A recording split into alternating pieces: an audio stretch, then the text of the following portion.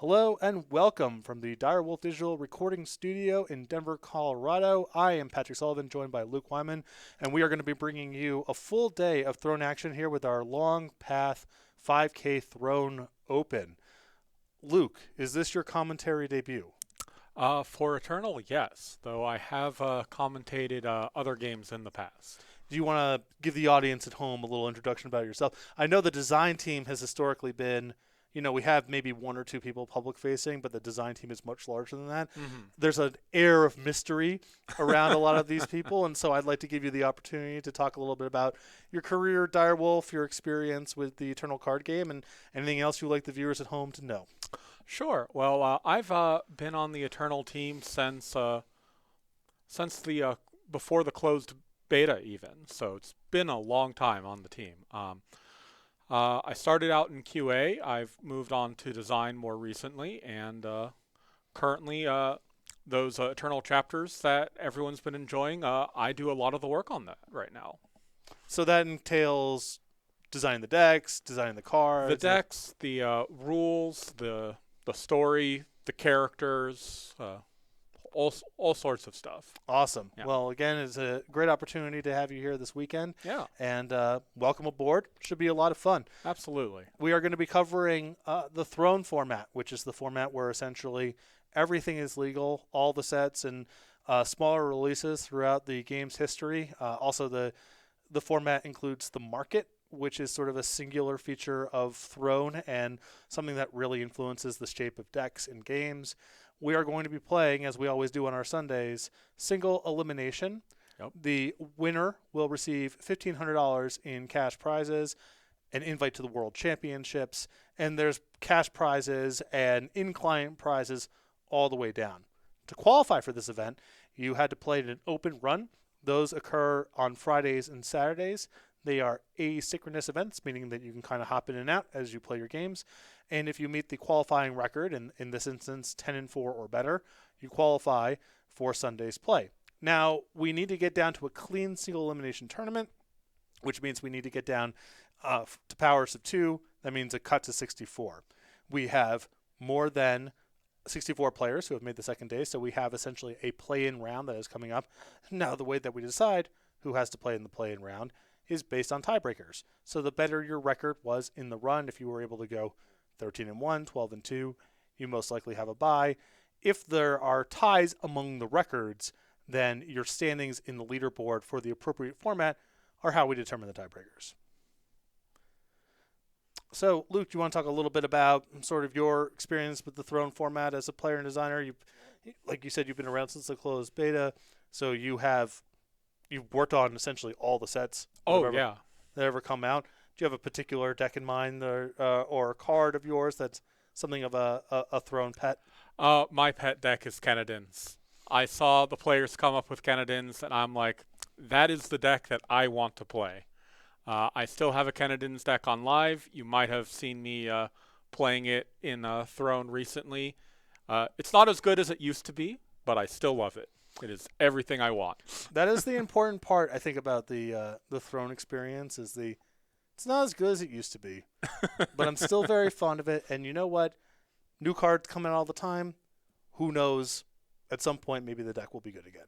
Who knows? Yeah, absolutely. Yeah. And you would probably know better than most, right? So we are just waiting for our players to hop into the match. These games are best 2 out of 3.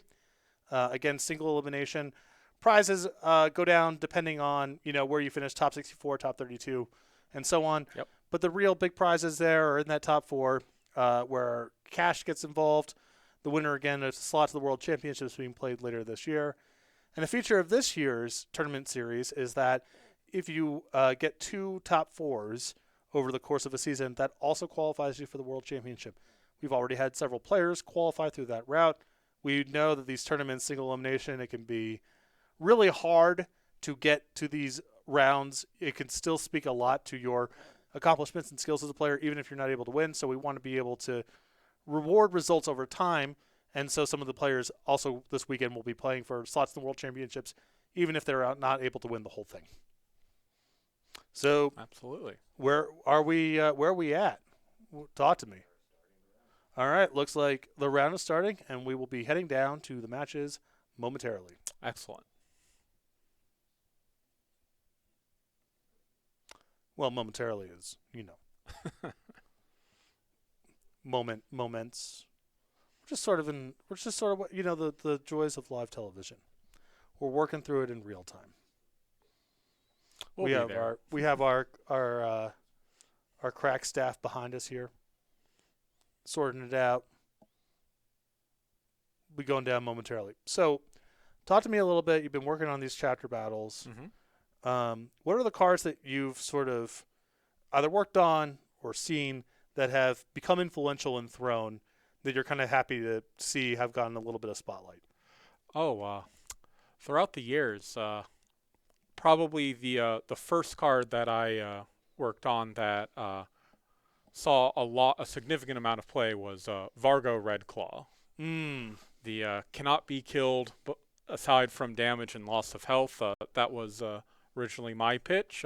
Was not Trifaction at first, but Yep. worked out pretty well that way. Few other cards, Azendel Mastermind. I remember pitching that, and there were some great reactions to that card. Was oh, I think we got a match, and we're heading okay, down. yeah. We'll hop back to this in a moment. Oh, here we go. Looks like we've got Creation Project by Spalnik down here, and Robot Jellyfish looks also like they're playing Creation Project, so Creation Project near. So for those of you at home not necessarily familiar with that, Creation Project is a Fire Time Justice Relic. It's 3 cost. It gives all of your units +1/+1, and additionally at the start of your turn, the top card of your deck gets warped. Very influential in both the Expedition and Throne formats. Obviously, you want to be playing alongside a bunch of units, but there's that interesting question of, do you want to play really cheap to maximize the warp stuff, or do you want to play a little bit more expensive so you actually have enough power coming off of your deck to take advantage of it? Most of these decks in practice end up doing a blend of both. Right, yes. We saw Jellyfish take down the Cambrai Law Mage, which can be really efficient in this kind of match due to how the multiple plays that you're trying to make with the Creation Project's warps. So that was pretty good. And silencing the Alessi here before she gets out of control. I would say Jellyfish seems to be in control of this matchup so far, drawing cards here. They have a Creation Project in hand, though do not have the power to play it, and that could hurt them in the long run here. Yeah, a big issue here for Spawnek is just kind of the lack of strength in their hand. They're really not playing towards anything of significance. They have some small units and a stand together. Compared to the other side here with Robot Jellyfish, now as you mentioned, stuck on 3 power for now, and a lot of these cards are 4, but you're looking at Fabruk against a hand of a lot of multi-faction units, a Creation Project against no answer in hand, Right. and so Spawnek is really sort of in some significant trouble here, largely because their hand doesn't really give them a path towards anything. Right, yeah. As soon as Jellyfish gets a 4th power, they are online. Spalnik just had to play their last card here, effectively. All they've got left is power in hand. Jellyfish is probably feeling pretty good here. They've got the board presence as well as the long run here. Right, yeah. That's like about the best position you can be in is you're winning short and you look favored long. At this point, Robot Jellyfish can also be pretty confident there's no Creation Project in Spawnik's hand because you would have seen it at this point. Right, absolutely.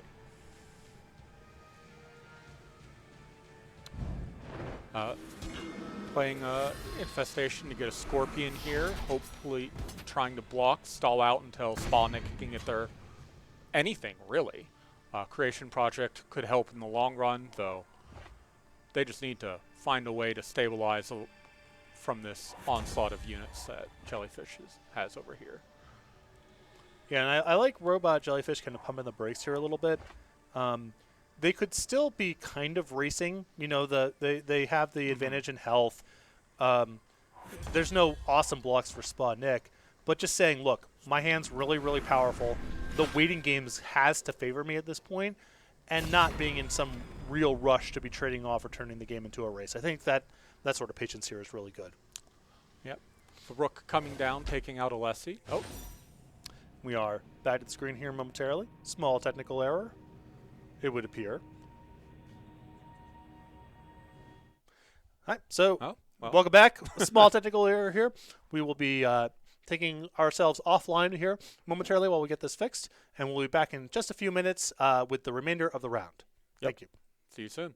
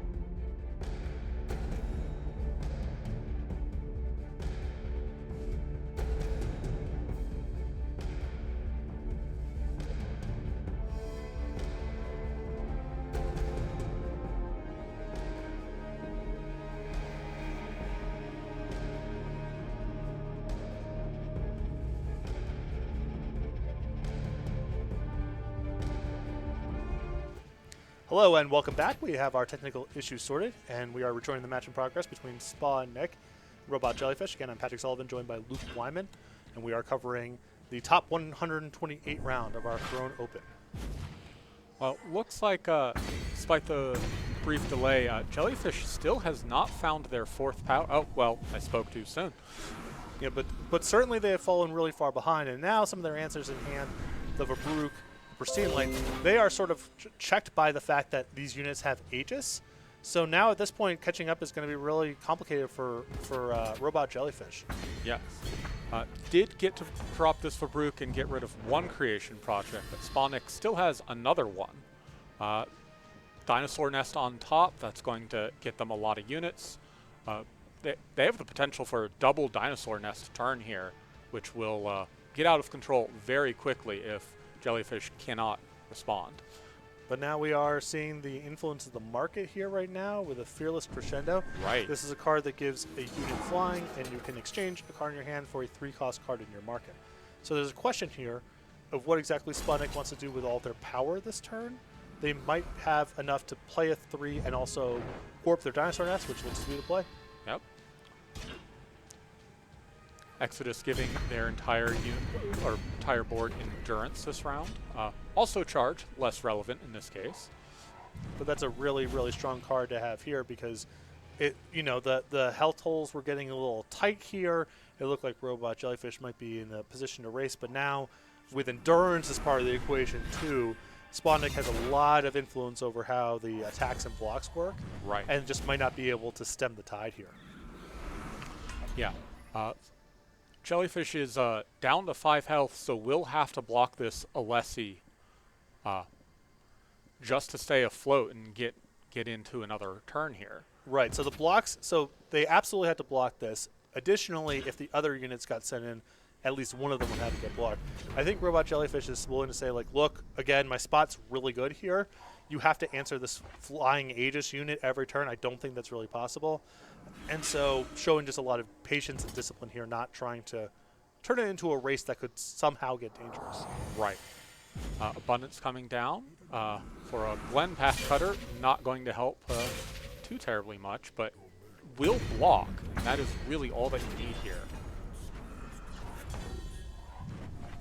And with Jellyfish no power, cannot deal with this Alessi, and that will be the end of game 1. Very impressive stuff there. You know, we were talking before we lost the stream there for a moment that Robot Jellyfish, their position was really commanding, just waiting on power number 4 there.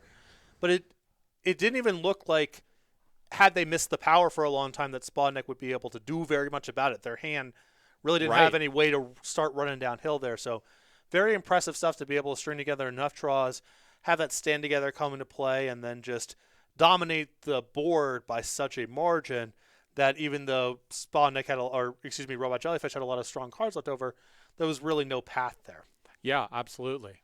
Sometimes you have the cards, you have the advantage, but yep, you just don't have the materials. Yeah, I would have bet very, very strongly there on Robot Jellyfish getting game 1 there when we cut out there. So yeah, had to be a number of fortuitous draws strung together. Robot Jellyfish just stuck on the 4th power for too long, and you know, once you start getting those skills stacked onto one unit, that's something really interesting about the Creation Project mirrors is, you know, we can talk about card advantage and having the faucet on, warping a bunch of cards, but at the end of the day, these decks are pretty much just putting units onto the table. Right. And someone who just makes the biggest unit by far can beat someone even if they're up a ton of cards. Jellyfish turning that first hand back. Probably liking this hand a bit better, though again, does really rely on that 4th power. Not only a 4th power, but a 2nd Justice influence as well. To at least be able to play the group. So I think this is a fine 7-card hand to keep after you've redrawn once. But, you know, there's some shakiness here for sure. Crack the Earth, playing Occultist and getting a 5-cost Neva. So that is Robot Jellyfish's answer. You know, we have a number of market cards of all shapes and sizes. Some of them call out costs being the thing of significance. Spawnek is playing with Fearless Crescendo that usually airs a little bit more aggressive. Robot Jellyfish with Crack the Earth that usually airs a little bit more defensive. And that's also sort of shown by the fact that Robot Jellyfish is also playing with copies of Pristine Light in their main deck. Normally that's the kind of card you see, maybe there's 1 copy in your market. Certainly a deck that's playing with a lot of units is typically not playing that card main. But Robot Jellyfish here with a slightly bigger build trying to get an edge in the mirror. So that was an interesting play we just saw by Spalnik there. The Abundance into a Plunder unit, which let them transform a card in their hand into a Sigil, which will give them the 4 power that they need for this Creation Project a couple turns later. Yeah, really nice setup there. And it's interesting here that, you know, again, these players are playing with a lot of similar cards, but you can see sort of the difference in Robot Jellyfish being a little bit bigger and slower versus Spawnek being a little bit cheaper and faster. Right. Spawnek is going to create a lot of leverage off of these creation projects just for the +1/+1. Robot Jellyfish is not going to get the same advantage, at least in the short term. Right. So, okay, here's the important turn 4 from Spalnik. What card do you think he's going to play? I like playing one of the 3 creation projects. One of them? One, yeah, let's start off with one. See where that takes us. Okay, Alpha striking in here. Blocking with the Cultist just to not take that 5 damage from Alessi. 11 damage on turn 4 is pretty impressive, so. Yep. Again, just a lot of momentum being created here by the size of the units getting that advantage there for the creation project. So Jellyfish playing a Verbrook, saying, aha, I've gotten rid of your creation project, but he might be surprised by creation project number 2. So we are looking at, this is a lethal attack. So the options here are you can either chump with one of your units, either the dinosaur or the cultist coming here. Verbrook also has the ability to trade. Right. And we're going to actually see both blocks get tender, or a double block. Okay, getting rid of the larger unit and trying to deal with the leftovers here. Right. Alessi has the built-in ability to grow, so getting rid of her before she can get any larger makes a lot of sense there. That said, Jellyfish doesn't have a lot of options in his hand. Neva cannot kill either of those units on her own there. Fabruk number 2 takes out Creation Project number 2. But wait, I think we're going to see a third one. I think so too. But we are actually approaching a spot where this is kind of stabilized. You have a Yes. double block here, potentially, the 2 dinosaurs in front, or one just to knock off the protection. Then Riva is potentially there to mop up next turn. Now that doesn't mean that Spawnik will have an unchecked creation project going into the following turn, but Robot Jellyfish is at 5. We'll start to be playing some of their haymakers and maybe able to turn this one around. Yeah. Neva could actually play both Neva and... Oh, yes. This makes a lot of sense. Playing the 2-2 Alessi grows to a 3-3. One of the dinosaurs can block here, so keeping Neva on hand for next turn, who will be 4 power due to the dinosaur nest transforming into Sheltered Valley next turn.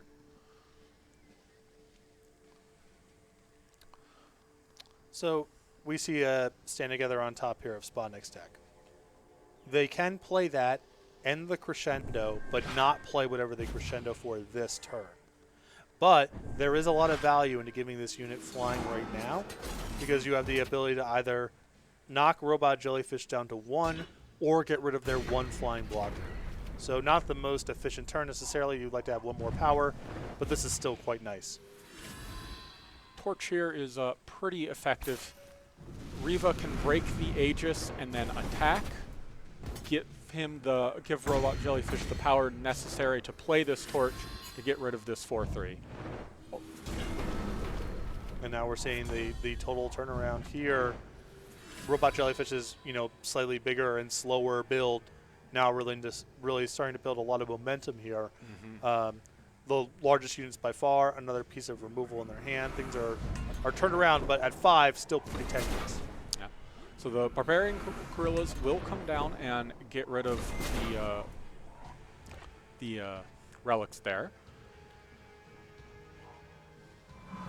But Naoki off the top with her charge and endurance will still keep Robot Jellyfish well ahead on board presence here. And that Mastery 10 ability quite likely to fire if it does not get silenced by this Marshal here. Well, this is going to be a really good looking turn here. Multiple copies of Abundance, a silence on the 5/5. A Grenahan. Yeah, that could give you something to work with too. Brilliant Supplier, not as good when opponent has no cards in hand and also more units in play. But next turn maybe. Another Naoki.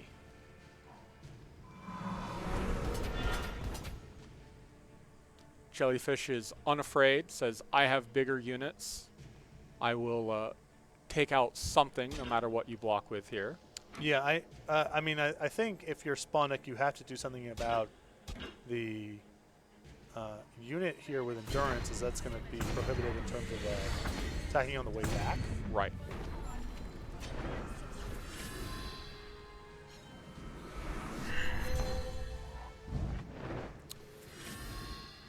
Ugh. Another Fabruk. That is quite the hit here. Yep. Can take out that Naoki. Or the Alessi, I suppose, but I think you go for Naoki here. I guess it's still, I think this is just lethal, so it's not. Oh, that's fair. Yeah, it is true. I would prefer that if it mattered, but it does not matter here. And Spawnik here coming across for lethal and advancing into the top 64. Yeah. Congratulations to Spawnik. So that was a really cool match for me, in large part because, again, we're talking same factions, ostensibly built around the same cards, but 2 very different takes Very on different builds. One much lower to the ground, and the other playing with a much more expensive game. Entirely different markets. But I think that Spawnik was both able to play a slightly better game in terms of answering opposing copies of the Creation Project. Mhm. And also, you saw when their turns were just so efficient in terms of I can warp anything off the top of my deck, I can play multiple cards in the turn, and it never felt like, from Robot Jellyfish's side, they were setting up sort of the same sequences of here's 7 power worth of stuff distributed Right. super efficiently in the same way that Spodnik was able to pull off.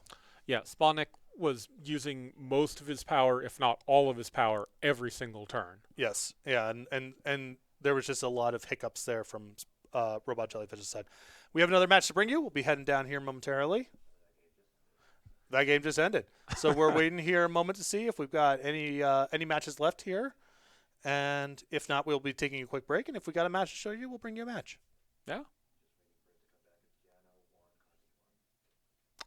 So it looks like Carnage won that match 2-0, according to our producer.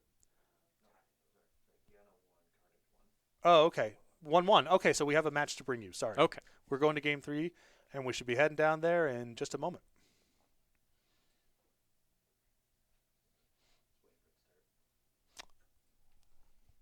Momentary holding pattern. Again, joys of live television. It's just a long moment. Yeah, no, it goes at the speed it goes at. Yeah, And absolutely. we can't rush it. We're bringing it to you in real time. We are on delay, to be clear, because we obviously don't want people being able to watch the matches. But Here we it's go. real time from our perspective. So Jano here kept a 1-power hand for looks like their Xenon deck here. So it is a 1-power hand, but it's got a lot of routes. Remember, you can put the fear down, Play the fear. and that is an extra power. Additionally, you have an exploit that allows you to plunder.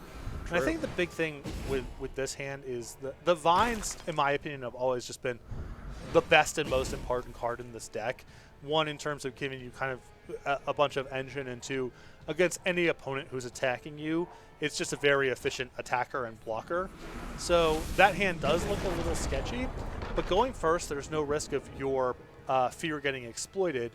And with your ability to inscribe and a plunder, I think that hand is plenty keepable, if a little weird, maybe. Yes. So we've got a exploit coming down here. Is choosing to plunder into a sigil? So now they've got plenty of power. The Silex will now be undepleted in the future. And I really like taking the play of the exploit there. One, because Geno's hand's got some strong cards in it. It's fine to take an exploit.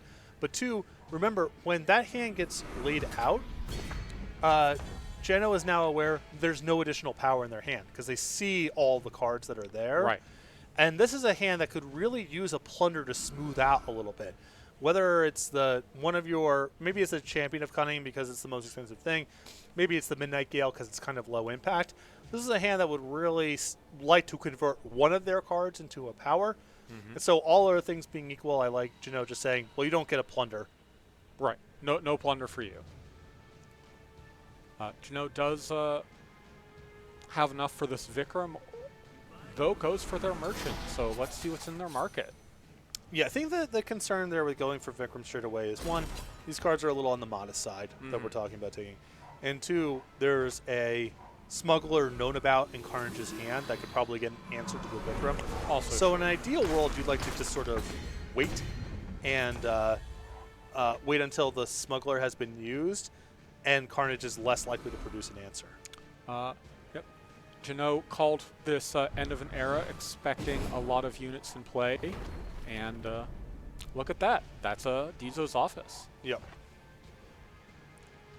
Though Carnage did just draw this pack, though inscribed it for this Champion of Cunning, which is basically completely online the moment came down. So yeah, this is huge. I mean, you could probably put your Dizo's office into the market because you don't have enough power and it's not really appropriate for this spot. Try to find an answer. I mean, Null Blade. Null Blade is a great answer. Great answer. Seeing Smuggler for, there we go. Ooh. See a mirror image here copying the Champion.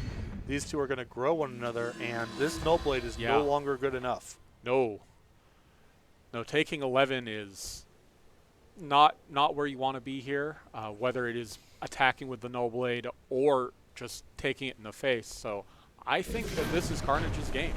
And there it And is. there it is, yeah. And Carnage wins the match 2-1. And we see another instance there of efficiency out of the market being a huge thing. Mm-hmm. One person took a while there to get a card that ended up just not being playable at all. And the other person, even though they were a little tight on resources, they had stumbled out of the gates a little bit, their ability to just like play a 5 that was good enough to win the game unchecked, Yeah. and then market for another copy of it in essence on 6 meant that even though the early games certainly did not look good, they lost everything to end of an era. They had very little pressure going on. Mm-hmm. Playing a really high impact and efficient game was enough for them to get it there. Absolutely, yes. They anticipated the marketing. All right, and we Okay. I believe we have one more match to bring you this round. We'll be going down here in just a moment. Mm-hmm. Between Adara and Firewood. We are in game number 3. So let's see. This is a Gem Blazer Cannon has been taken off the table for looks like just one more turn here, which could be very relevant on this Berserk flying unit here. Yeah. We are currently right now maybe needing a tutorial on. Oh well, this Valkyrie game is War. over. Well, okay. Well then, there you go. Firewood, 2-1. 2-1. Looked to be a really cool.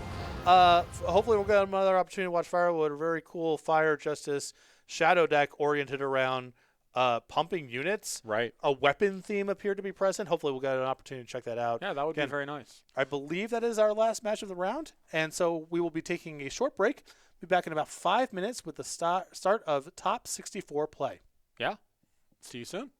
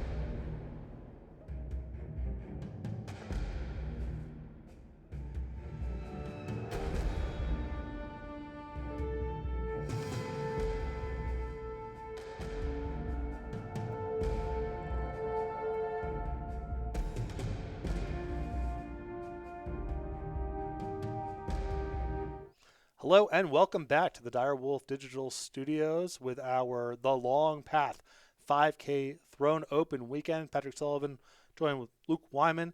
We have gotten through sort of our play-in round here. We're going to be moving on to the top 64 here momentarily, and we will be watching no stranger to these cameras, multiple-time Open champion, featured drafter on our previous draft Open. Apple Chips will be battling here in the round of 64 momentarily. Yeah, should be a fun match. And you at home may be wondering, well, what is Apple Chips playing? Well, what happened in the previous round, et cetera, et cetera. I'm making a policy not to look at the deck lists. I think it's better to be surprised, just like the viewers at home, by whatever happens in the games. So if you're wondering if we're dealing with any sort of extra information, if we happen to know what the archetype is, what's in people's markets, no, absolutely not. So it looks like Apple Chips is on a spicy one here. This looks like a rat cage. The presence of Auto Tread, Whispering Wind. I assume this is some sort of Nico combo deck with a little bit of a relic theme, but we'll find out momentarily. They are squaring off against Sherry, who looks to be playing a pretty standard, by the looks of things, Combre Relics strategy. Yeah. Apple Chips can get this rat cage going, or yeah. I'm curious to see what they're going to do this turn. They've got a lot of options open to them, actually. Yeah, I'm curious there from Apple Chips' perspective is what the hope is there, is that the rat cage is the first thing they want to pitch away to the Whispering Wind, if that was the consideration. Mm-hmm. But we're going to find out here in a moment. It's also, I think, worth not prioritizing too highly a rat cage against someone playing with Equal Eyes, because a lot of your work's likely to be undone. But we'll see as things sort of unfold here. Yep. So Parliament Elder coming down this early is going to shut down this Whispering Wind pretty hard. Can still get in that one attack, but won't be that won't be repeating on future turns. Yeah, it's an interesting spot here because both players have a lot of incentive to attack with the unit in question, and also a lot of incentive to not attack with the unit in question because blocking is so valuable. Right. So we'll just see how Apple Chips and Sherry want to play this one. Apple Chips just playing the throne room, passing it back. No attacks to the Whispering Wind, and now Sherry's got to make a call here on whether or not they want to get their power, and it looks like they're saying no thank you. Yep, they're saying, I want to keep this Whispering Wind on lockdown. I do not want your card cycling engine to go through here. So an Auto Tread here cannot deal with the Owl, but could get big regardless. Yeah, again, when you're playing a deck like Apple Chips, you certainly have the ability to sculpt a lot of what you're doing here. There's a lot of ability to search your deck. Presumably, there's a lot of ability to search your market. So even though these turns, there's not a whole lot of options, Apple Chips is trying to sculpt out what do the next 3, 4, 5 turns, what am I trying to set up here? Mm-hmm. Looks like we're waiting to see if this... no Pride Leader. Sherry did not have the additional time pip to be able to play the Pride Leader there.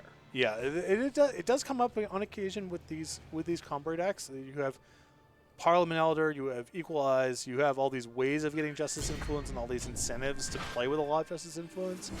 But you do have some double time cards there hanging out, and sometimes you don't have them on time. And here we'll see an additional pair of Parliament Elders. Sherry's more than willing to attack with the first one, knowing that they could play 2, keep that Whispering Wind on lockdown as long as possible. Yep, and now we are seeing the way that these kind of games can go sometimes, where Sherry is just playing with normal, powerful cards in Tier 1, and Apple Chips is drawing the cards in their deck. And that is creating some issues here because we have a lot of setup but no payoff for the various pieces here that Apple Chips is trying to put together. Yeah. Is getting down the Draka from the throne room there, so it's at least making progress on that front. And says, okay, I'm not going to get in with this Whispering Wind. Let me just attack and cycle out this card I don't want. I get something I do want, see where we go from there. Svetya coming down will make... Oh, this is... I was thinking of a different Svetya. This is locking down. But Daruka is larger than everything here and can attack for 9, basically for free. Yeah, and something that's Cherry's a little jammed up here is with all these Parliament Elders, there's no way to equalize in a way that actually addresses the units. Right. Equalize is actually quite bad here. More units, more cards in hand. Mm-hmm. Pride Leader coming down to take out this throne room before it can get even more out of hand than it already has been. And we're going to see another pair of Parliament Elders, assuming Cherry still has 2 Justice Sigils in their deck to play here. And there we go. Yeah, and this is really nice because you're getting a lot of triggers here from the Svetya. These attacks from Parliament Elders also ramp you up from 4 power to 6, so you can still play your 2 Elders and have blockers on the way back. So very nice looking turn in terms of both kind of getting a little bit something on going right now and also making future draw steps more potent as well.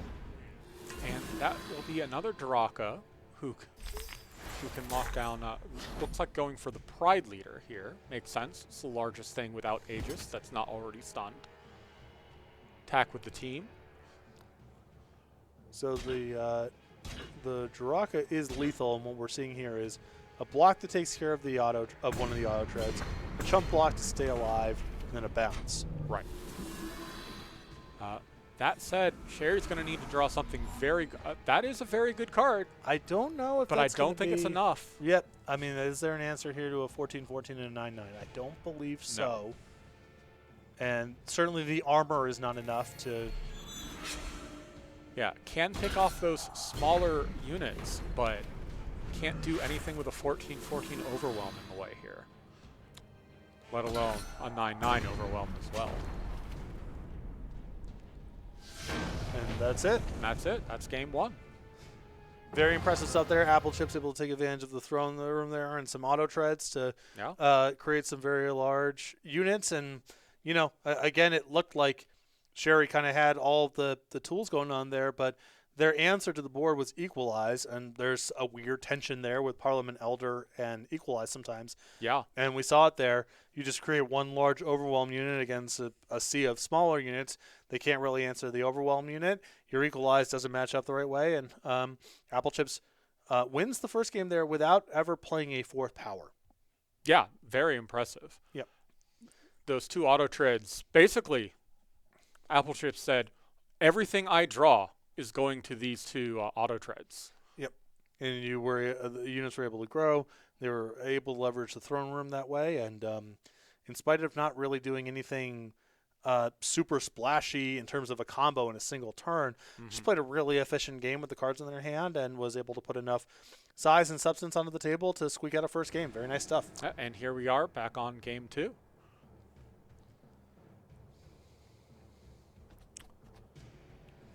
That Sherry's hand is looking very expensive. Yeah, I don't think I would have kept that one either. This one's looking a little bit better, but still looks a bit slow. It is a little slow, but I will say that this hand having Shenra Speaks, that's a really nice insurance policy here. Right. Just to get, you know, what we saw the previous game where, you know, Equalize was the sweeper in question, but Sherry was playing enough to the table that it just didn't go the right way. Shenra Speaks here should be a clean answer to at least the first wave of stuff that Applechips could produce. Yes. Tripwire Grenadin, lots of procs on Tripwire Grenadin for that throne room. So I think we're going to see a pretty similar game from Applechips' point of view anyway. Sherry having that Shenra's Speaks will hopefully allow Sherry to say, no, I don't want to see all of that nonsense that you did that first game. And keep in mind that Applechips has acquired a face Aegis here. It might seem a little innocuous in this kind of matchup, but one of the best sort of tempo plays, ways to bridge the gap, all of that in Cambrai Relics is Builder's Decree, especially for a deck like Applechips that is kind of hubbed around uniquely important pieces, and having some insurance against that is really, really strong. So we did see the Builder's Decree come down to pop that Aegis and play a 5/5 to hopefully try and stabilize here. But and they do have another Builder's Decree as well as that Magna Ventris in hand, so they might be able to stabilize over the next couple of turns, provided Applechips doesn't do anything too crazy here. Well, I think it's gonna be tricky. I mean, with that throne room, there's not really an answer to it, either on the table or in hand, and those cards that you're talking about are really good at answering like one big thing, but Applechips is coming at it from a bunch of different directions now. And here, even if you Shenra speaks, it's like, okay, well, Applechips has access to the market and a tripwire Grenin to keep firing off. Keep firing. And your leftovers don't really respond to that. So it's, I mean, Sherry's got some tools to play with for sure, but this is not going to be easy to wiggle out of. And the Shenra Speaks did come down there. Tripwire Grenin proccing that throne room again.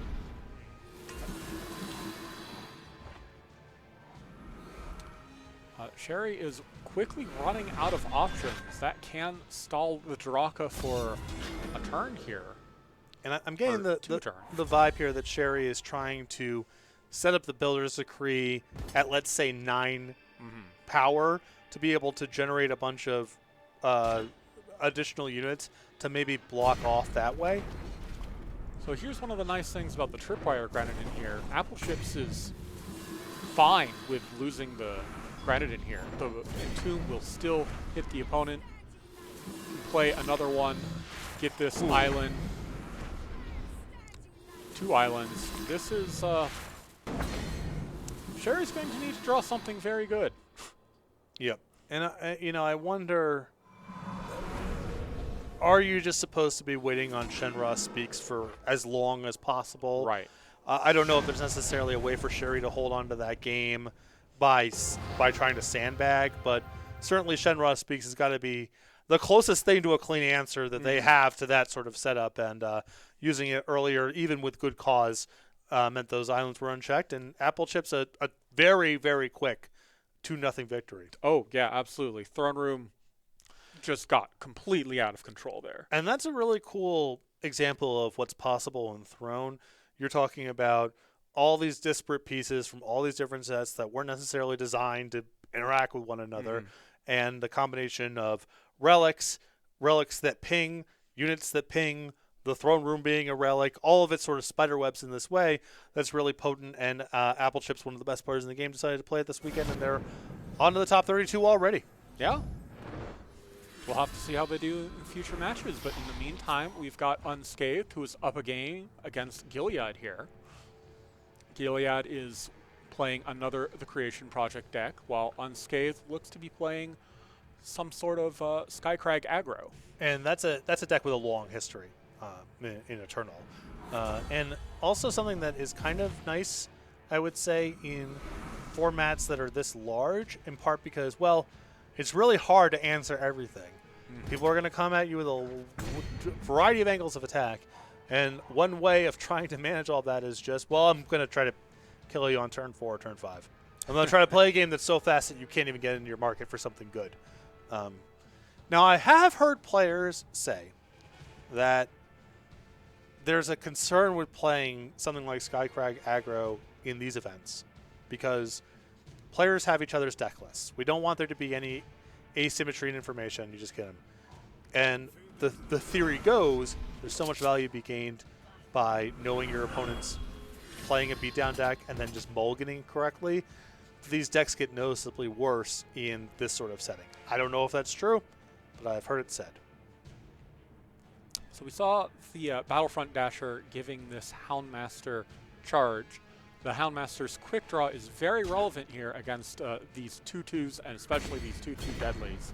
So could get in for damage despite not being able to pay the mana or the power for the Hellhound there.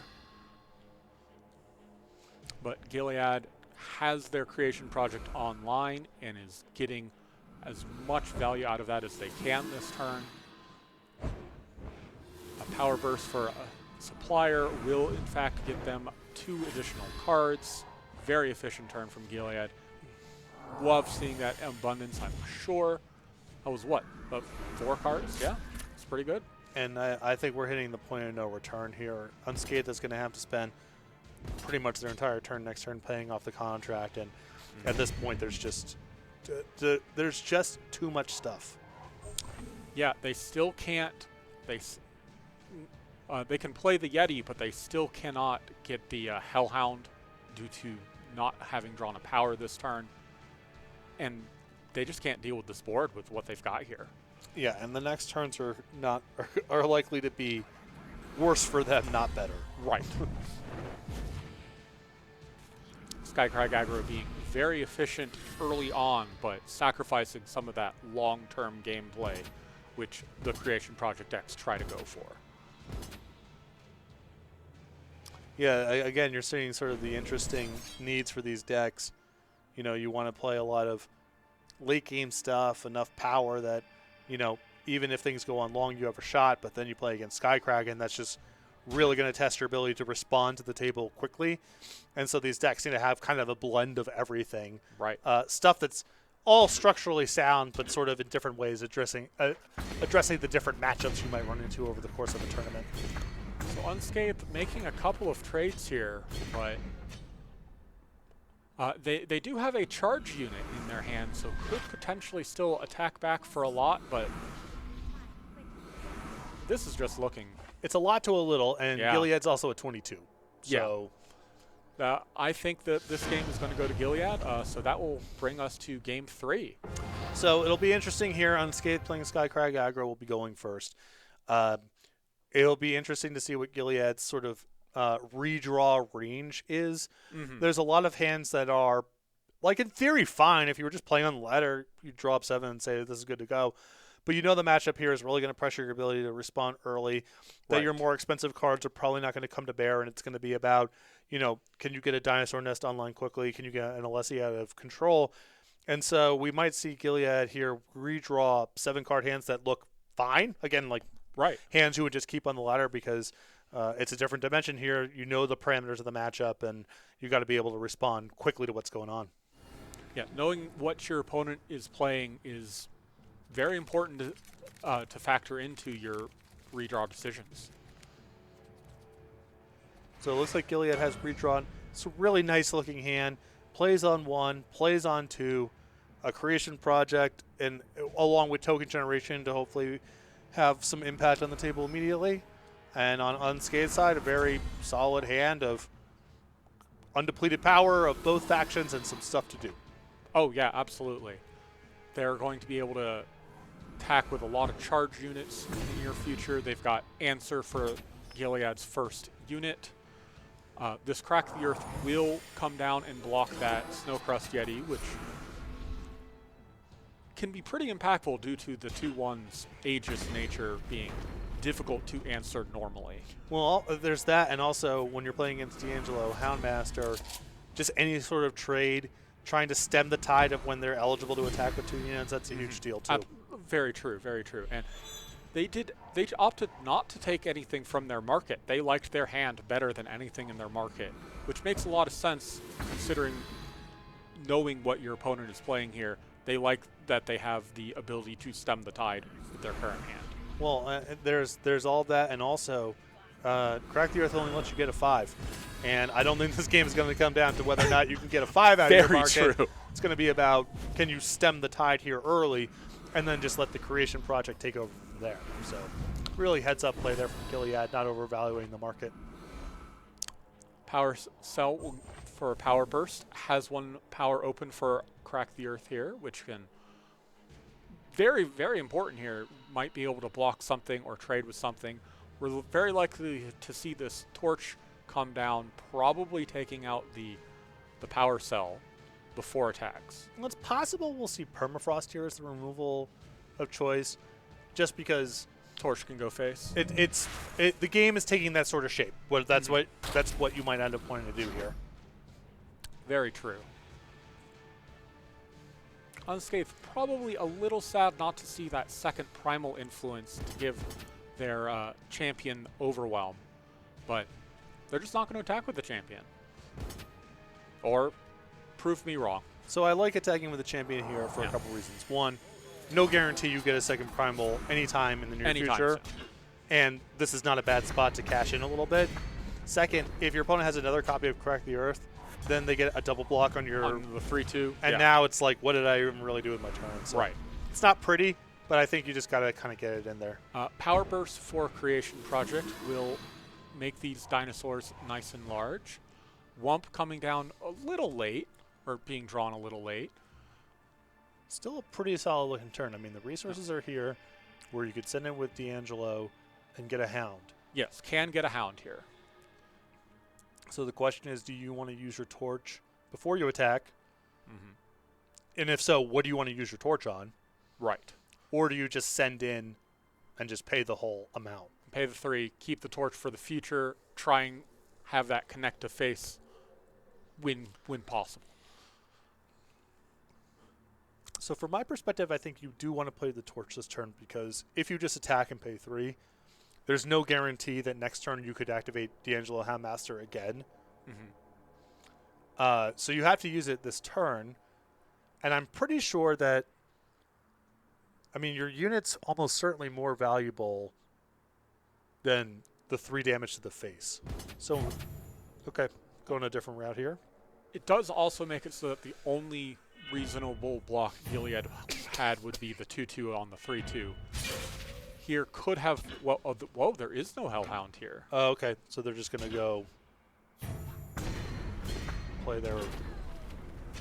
I mean, the merits of this play is you have an opportunity to do the same thing again next turn. Mm-hmm. And if you don't play the D'Angelo or Plunk that turn, you're probably not playing them for the rest of the game. It might be your only opportunity to sort of do it. I just thought the Hound there would be so good. Very impactful, yes. 3 power open for either of these Stand Togethers or the Aurelian Supplier.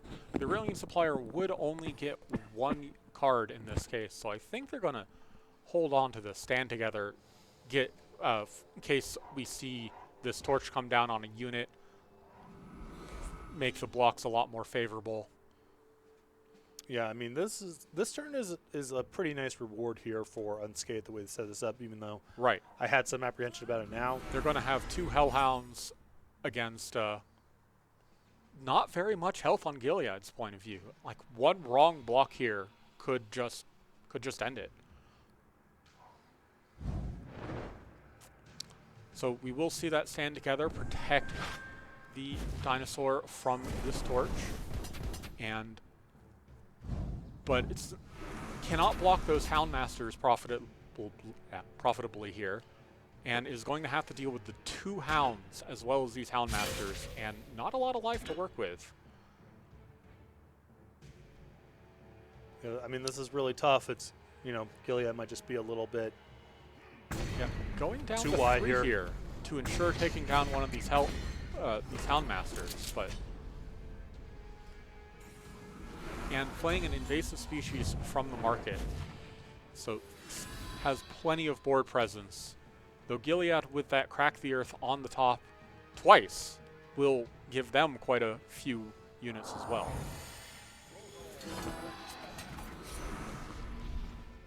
Looking at the market again, still might not choose anything here. They've got cheap cards that they can play now as opposed to an expensive card that they would have to play later. Went ahead and played the Crack the Earth now just to get that card from this Aurelian Supplier. Says, okay, I see your board position, I respect your board position, I'm going to play everything I can here. So if you attack with everything, 1 unit has to get through, but that unit is not 4 to 4. Well, because the D'Angelo is only getting it. Oh. Yep, yeah. So we're locked up now. Yes. Says will attack with everything anyway. Gilead can block all of that, and will have to, aside from this Houndmaster here. Yes. Well, there's the question now of you take a hit from anything, now you're in torch range. You're so in you torch might want to range. be quite conservative here. Okay. Blocking like this instead will take out Earth. Okay, so kept themselves at 4. There's an invasive species back in the market, but because nothing connected, could not play it that turn. So Gilead keeping themselves at a healthy 4 health, playing a lot of units this turn, stand together. They're probably feeling okay, but has to be cautious about it. Yeah, I mean, this spot's really good. A lot of it comes down to just what are the specifics of Unscathed deck. Is there something in the market, that they could go get to punk you out here? But failing that, the ground's locked up. Unscathed has no units with flying. This permafrost off the top is not useful. Not at all. And Gilead is going to be able to close this game out pretty quickly. Yep. That's an extra health from the Combre painting and an extra unit on top, which is very relevant here because you never know what Unscathed might draw to just take Gilead's health total down. Gilead playing it very safe, only attacking with 2 units. And yeah, going up to 6 here. The Gem-Blazer Cannon could make this Hellhound or this Houndmaster threat, but no, it's not enough. Yep. Don't have lethal this turn and can't block, so Gilead moves on Yeah. to the top 32, winning 2-1. I think for me the key decision in that game was the use of Torch on a unit rather than on the just directly on the opponent. On the face. Because the stand together got to trade with a Torch in a way that can't happen the other direction. Correct. And we also ended combat that turn with Gilead on 3. So, of course, Gilead can make different blocks. It's not the same game. But that Torch, for a game that close, the Torch getting blown up by a stand together instead of dealing 3 to the opponent, I think might have been the difference. So we are looking now for one more match. Don't know if we have it, but our producer is searching. Yeah. Pretty fast rounds. All right, we got A-Boss on deck. Another one of our ringers. We are in, don't know what game, but I'm going to assume game number 3, given how long it's been. We'll find out in a moment. This also appears to be lethal. Yeah. So, all right, ZJ Wayfarer at -14.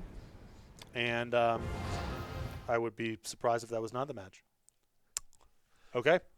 Yep. Okay. Well, all right, we're going to go back. We're going to be searching, see if we got anything else. I do like the cameo lethal appearance. I never get tired of that, but I don't know if we got anything else. All right, Cinema versus Firewood.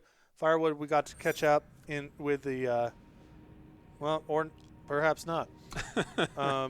Okay, well, still just. All right, where are we at? All right, Fiend and Thalion, 2 other ringers. Okay. I know all these names. Also game 3.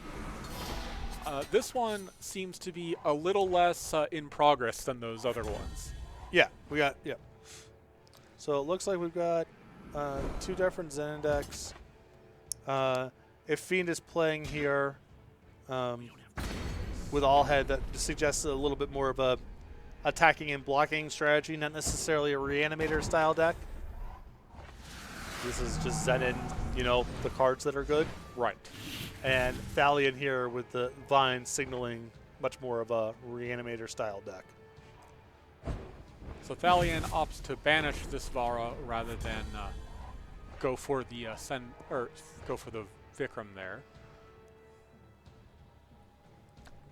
Thalion seems to be in an okay spot here with 2 regen units against nothing. Just an empty board, though. Let's see what this treasure trove gets us. Yeah, something about these Zen decks is there's a lot of card drawing, a lot of plundering, a lot of access to the market. They have a way to, these hands, I think you correctly point out, little disjointed. They can smooth out pretty quickly and have draws to really powerful stuff. Right. Thalion on 4. could have something interesting with this last chance.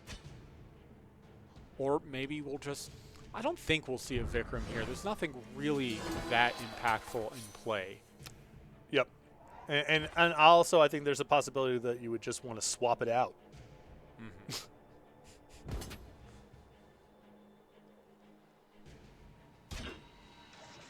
Thalian opting to mark it before attacking, just in case something happens to their unit there.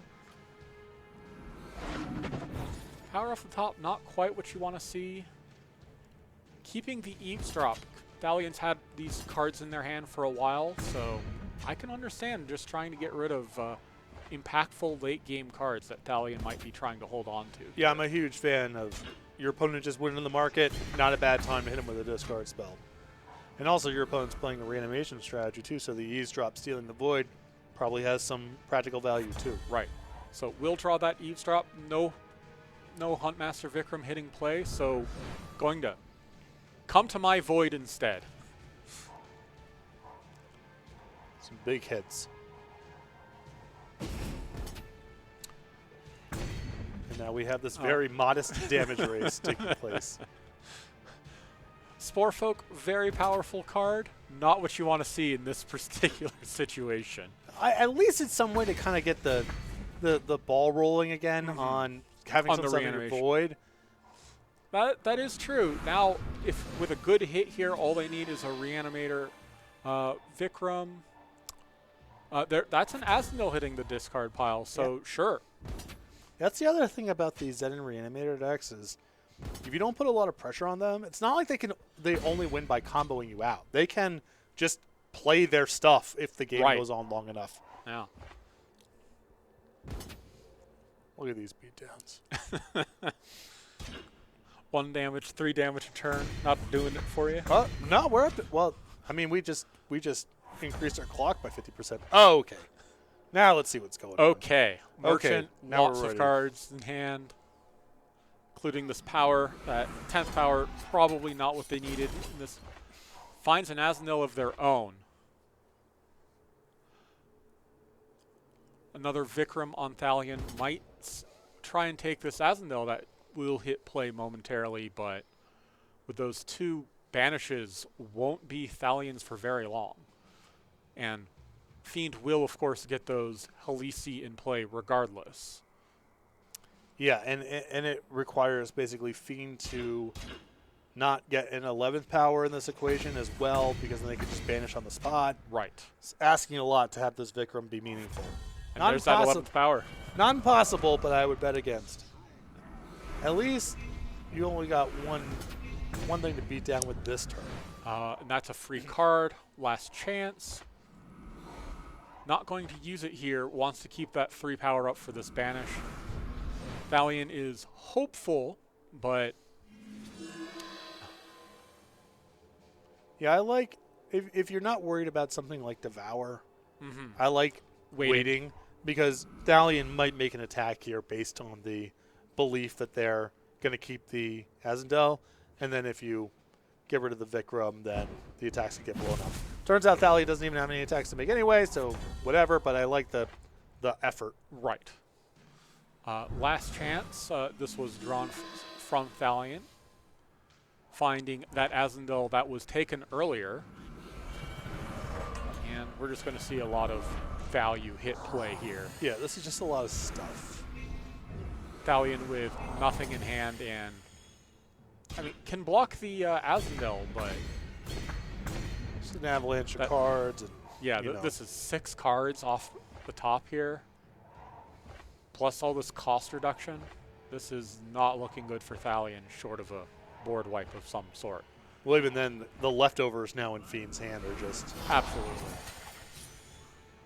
All they need to do is get 4 Justice power and top deck equalize here. Yeah, no, it's not. I mean, as you know. I don't think that's it. That's not it, no. All right. Fiend winning 2 games to 1. 2 different Zenin decks, 2 very different takes of Zenin. Congratulations on moving on to the top 32. That does it for the round. We'll be taking, again, another roughly 5-minute break. And we'll be back with the round of 32 here from the Long Path Open. See you soon.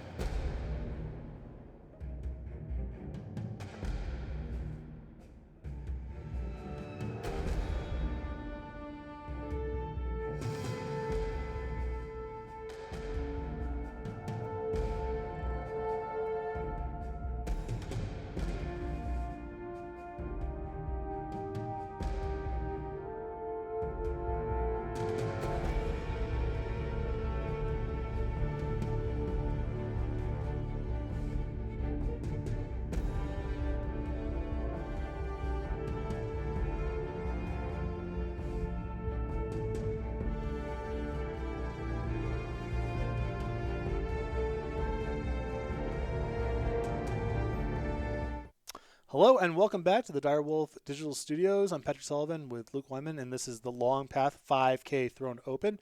We have gotten through the round of 64, so now we're heading into top 32. A couple rounds away from when players start playing for cash prizes, slots in the World Championships, but still a lot of in-client prizes, promotions, booster packs, or whatever, to be won this round by our competitors. Every single win is impactful. So we have now seen what appears to be sort of the shape of the metagame. A lot of Zenin of different sort of builds and persuasions. And then also Creation Project, still very, very present. But within those builds of the Creation Project, quite a few variations in terms of how fast versus how slow, how they're accessing their market. A lot of nuance in the details of these lists. Yeah, mirror matches that are not mirror matches seems to be the name of the game today. Yeah, it's a pretty something like the Creation Project also is really, it's paying you out in so many different ways. That's Right. a really open-ended how to maximize it, and players are approaching it with a lot of different ways. Yeah. So Very flexible card. we are down to the match now with Gilead, who we have just watched, who is playing the Creation Project, squaring off against Allison, who also appears to be on the Creation Project. My guess would be Creation Project based off the cards in their hand. Yes. So we are seeing a lot of one drops here. Torching this initiate before it can accelerate into anything. Which is very relevant since Gilead only has 2 power. And with a depleted power, their only option that turn was to play this Alessi. Yeah, we're seeing a lot of cheap cards in these lists, and I think a lot of it is, well, when you have the Creation Project, that's an incentive to play cheap so you can play multiple cards a turn. And also, if you are playing with Abundance, you want to go 1/1/1/1 Abundance for a turn. Absolutely. Yeah. So Gilead did top deck their third power there. Did not need to inscribe one of these Exoduses in their hand. But they've got a lot of payoff for if they have a lot of units, but not a lot of units to take advantage of that here. So Allison is just going to say, well, this looks like a double Abundance turn to me. Just a ton of stuff. Yep. This Alessi grows. This is turn 3, and this is a 6/6 and a 4/3 coming in. What could Gilead possibly draw here? That's not it. No, that's not it. And that'll do it. Yeah, that was a very fast game. So, Allison takes game number 1 there. Gilead's hand, a lot of setup for units. Units were not able to be deployed and kept in play, and Allison's draw was pretty merciless there. Oh yeah, absolutely. Answer to every unit that I got 2 units saw play, but both of them shipped to the bottom or torched or whatever immediately. Yeah, not much you can do in that situation. And you can see with Alessi and Abundance, just the incentive to play as cheap as possible is really, really powerful there.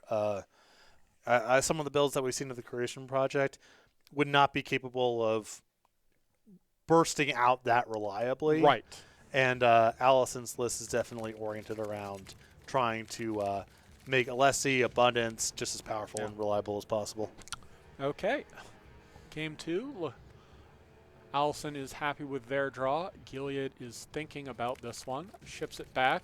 Probably decided it was too slow considering how fast Allison was game 1. And Gilead will take us off.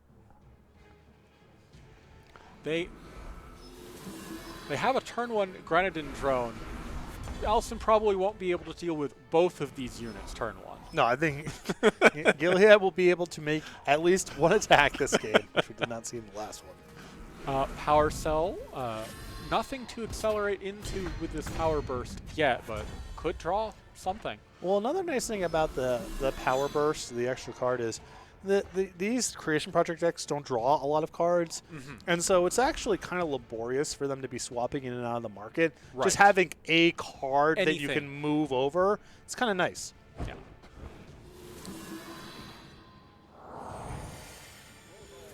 Is playing Power Cell into Crack the Earth into Exodus here to just get in for a lot of damage. Gilead has turned the tables on who is the aggressive player here. Yeah, and the leftovers here of a stand together pairs really nicely with this start. Right.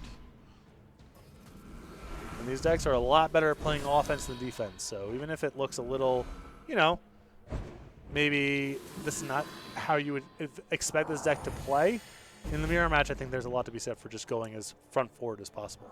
Yeah. So Allison trying to set up as big an abundance this turn as they can, getting a 6/6 is pretty good payout for that. That be a hit, and this might also just be a dead end now on the attacks. Yeah. Yeah. Gilead does have that stand together, but it's not powering through the 6/6. No. The power cell still has decay. There's not a lot to be done there. Yeah. All Allison has, is playing the stand together before blocks. Trade with this 6/6 and goes down to a 1/1 against this power cell. But now all Gilead has is a 1/1 charge, endurance, and Aegis unit against a dinosaur nest and soon to be this Naoki here. Which I do believe that is an undepleted power with this, yes. So Allison has stabilized quite nicely here and is returning in kind to Gilead's aggressive start earlier in this game.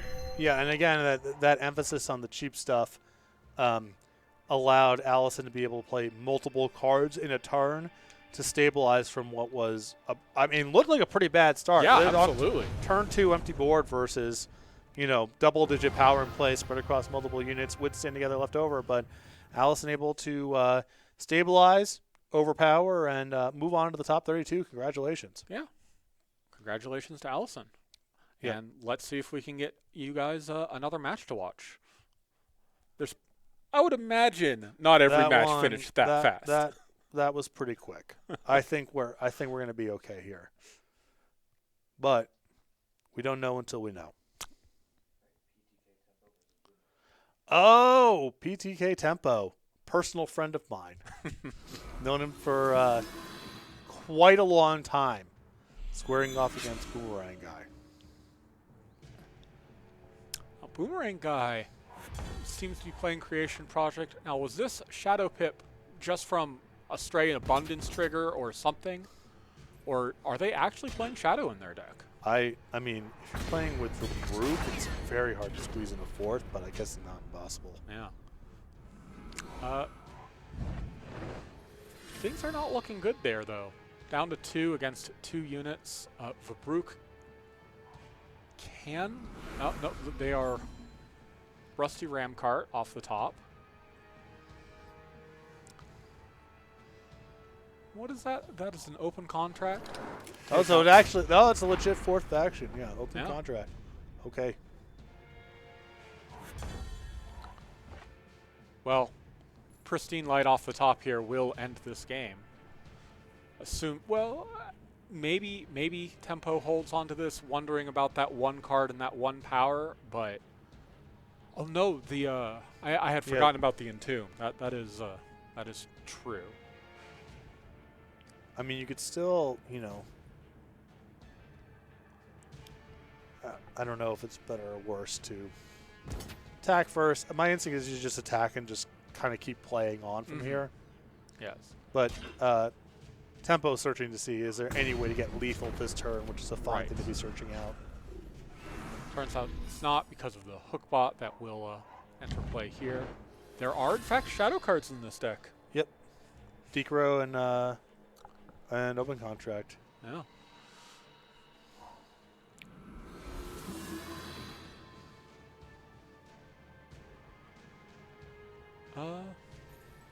Could play either of these here, and either will help stabilize at least a little bit. I think I like the Decro better due to being able to block off of the 3/6 in play here.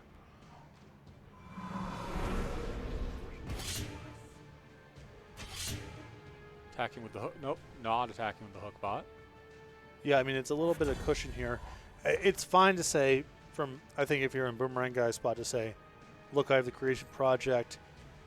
As long as something doesn't go too wrong, I've got a good shot this game. So Pristine Light will take out the Decro here, and Boomerang Guy has to block. And Not an option. Right, and the reason that the Pristine Light makes sense there is if you want to follow up with Dinosaur Nest, the Decro is necessary to get out of there. Mm-hmm.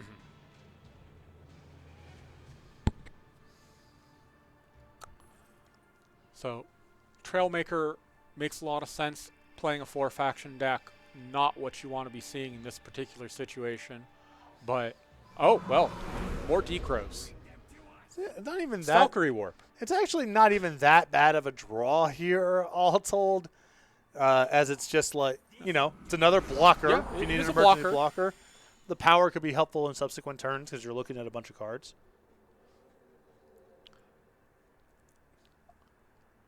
Probably still not attacking with that Decro this turn. Well, it's interesting because if you attack with the Decro, then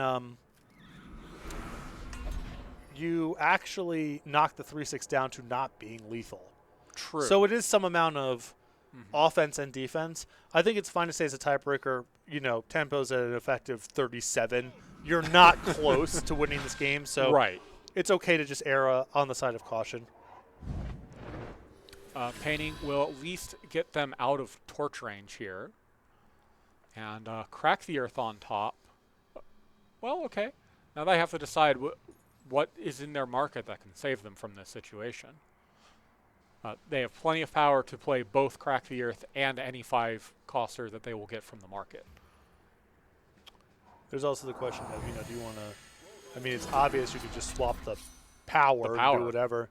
But it's possible you want to just say, I'll get rid of Fabru because it's not really doing anything here. Mm-hmm. The painting gets me out of range. Right, out of torch range, which could have been very relevant. Going for a Molten Phoenix. Molten Phoenix can block this flyer, so makes a lot of sense. So Silence is game winning for Tempo. Torch is winning. I don't even know if Torch is in their list, but seems reasonable. That will Pristine also Light will also do it. So that will be game for Tempo here. And we'll proceed to game 2. As soon as all this Entomb triggers. Right. On your way out. So, okay. PTK Tempo played off with those main deck copies of Pristine Light. They were quite strong there. Interestingly enough, the Creation Project's bonus was necessary in each case to get rid of both Decro and an Inferno Phoenix, but so it goes. And it looked like, to me, the Tempo was also playing a build of Creation Project. Looked like all of the normal suspects didn't show up in that game. Playing against a mirror match against a build that seemed a lot slower, a lot more controlling. 4th faction for additional removal and Decro. So, again, we're seeing these different builds of the Creation Project. Some airing much cheaper and faster, and some airing a lot more expensive and powerful. Yeah, Boomerang Guy splashing into Shadow there for Decro and to help with all of those cheap units we've been seeing from all of these Creation Project decks. And Open Contract saying, I don't care if your stuff costs less at this point. It's already so cheap. Right, and also a lot of these matches are your opponent plays a 4 or 5 cost unit. If you have an answer on the spot, the game often will just kind of end on the spot because the boards are so overwhelming. So you really don't feel the cost of that, -1 cost for the rest of the game. Boomerang Guy has apparently a Crack the Earth market and a Blazing Salvo market here. A little bit of cross-sectioning. Yeah. Probably going to see this supplier being on the play, and with that Crack the Earth will probably have more units than Tempo will by turn 3. That said, Tempo has quite the hand. Crack the Earth as predicted here, and a Lessie off the top could be pretty impactful. Just getting armor in these aggressive matchups can be very impactful. And size of units matters a lot. Also, just when you're playing with Aurelian suppliers, just get the stuff out of your hand. Yeah, absolutely. Gas back up. So Boomerang Guy is deciding whether or not to play the Blazing Salvo or the Alessi here. I think, because could play both the next turn, but I think I like just playing the Alessi into playing the Supplier next turn, which I think we are likely to see here. Yep. I don't even know what you would really be salvoing for at this point anyway. Yeah. So, like, just... Getting that Power Burst into an All-Nighter. Get rid of that Alessi. No armor. Just do not let Boomerang Guy get any armor off of that Alessi. And go from there. More power into... Nice. Could play the Law Mage here. Law Mage is very impactful against these Creation Project decks, which do try to play lots of cards in one turn. We haven't seen an abundance from from Tempo here, but could still have one. But no, Ops, I want the 2 cards. I know I can get the 2 cards right now. Let's go. Yeah, I mean, it's pretty likely you get it at some other point, but, you know, it's not a guarantee. I think the tiebreaker is when your hand is like 2-2-2 and a 3, playing a 3 that lets you draw 2 gives you a shot at turn 4 Drawing power. 2/2s, and Right. it's so I think you're right that there is a powerful argument for playing the Law Mage that turn, but if it's close, just play your most expensive card. Tempo here into the 3rd power. Has Aurelian Suppliers of their own, but will in fact only get 1 card off of them. I do not believe there is a... Yes, they don't have a line into 5 power this turn, but Power Burst into an All-Nighter could still be pretty relevant. At this point, if you're not really setting up the some sort of sequence that's good all in one turn, I think you're better served just waiting on the Power Burst All-Nighter sort of sequence, because you have Alessi in deck, you have Abundance.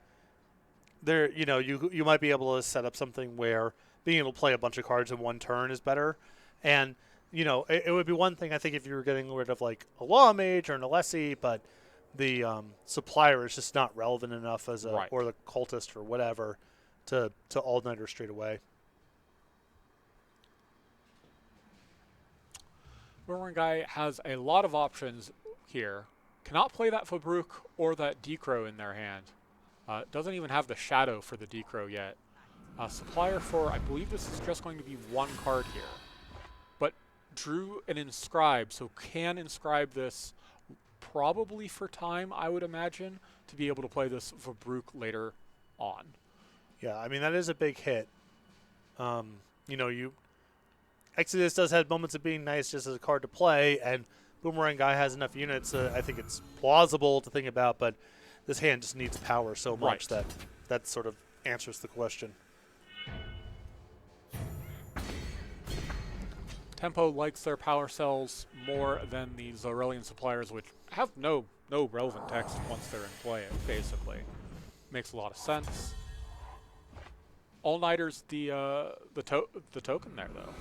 Yeah, I think just wanting to get a card out of hand. Well, also it means they will have more units for the Supplier here. Draws 2, but could play this Power Burst into this Abundance, but that's only a 3, and you're not getting any actual use out of the Power Burst's power that turn. Yeah, you could alternatively Power Burst and Crescendo, but that seems really mopey to me. Right. I actually don't necessarily mind just playing the Abundance now. Just play the Abundance for 2. I mean, if Tempo is not doing it, then I'm assuming it's not happening because they would just play it pre-combat in hopes to spike. So it does look like they are going for that Crescendo plan. Waiting as long as possible to play that Crescendo, though, to respond to what the opponent might be doing here. Law Mage, as we said before, could be very impactful, especially against this Abundance. Abundance is a lot less relevant when you can only play 1 spell in 1 unit each turn.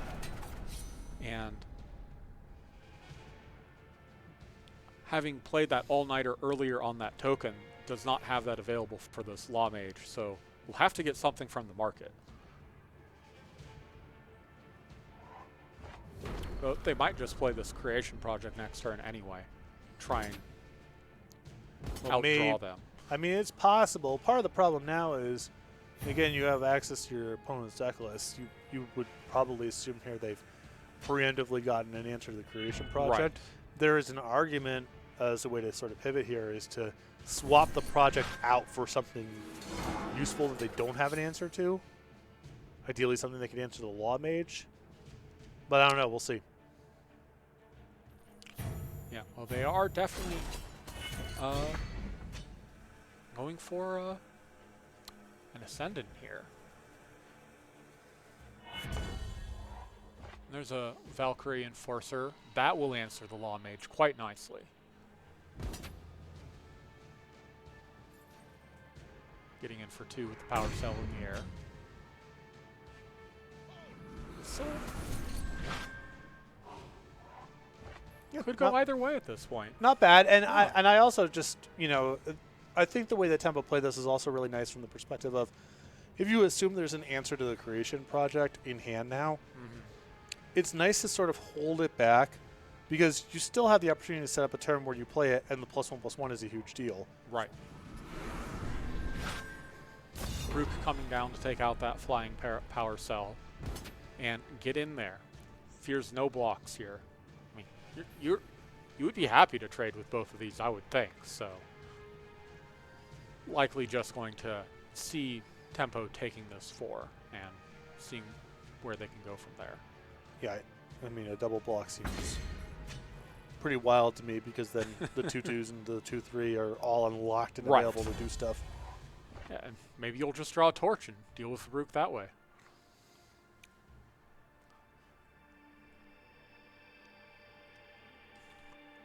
Yeah, I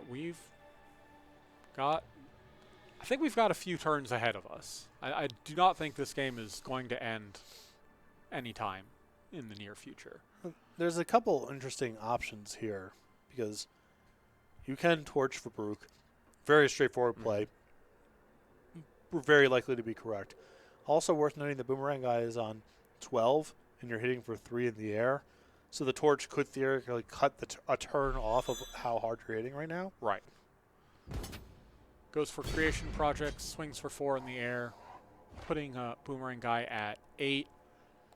Got to start feeling that lack of shadow influence right now. Yeah, I'd say so. As you said, found an answer in the market to that creation project, answering it immediately, playing, and then attacking with... I don't think you can attack with everything here. Well, again, there's a question of deck list. This attack is lethal if Torch is part of the equation. So you might have to respect that possibility. Although Torch is so bad for you anyway, because if your Valkyrie Enforcer gets killed, you just don't really have a whole lot going on. Right. I think with Aurelian Supplier and Torch in hand, there's an argument to just take this.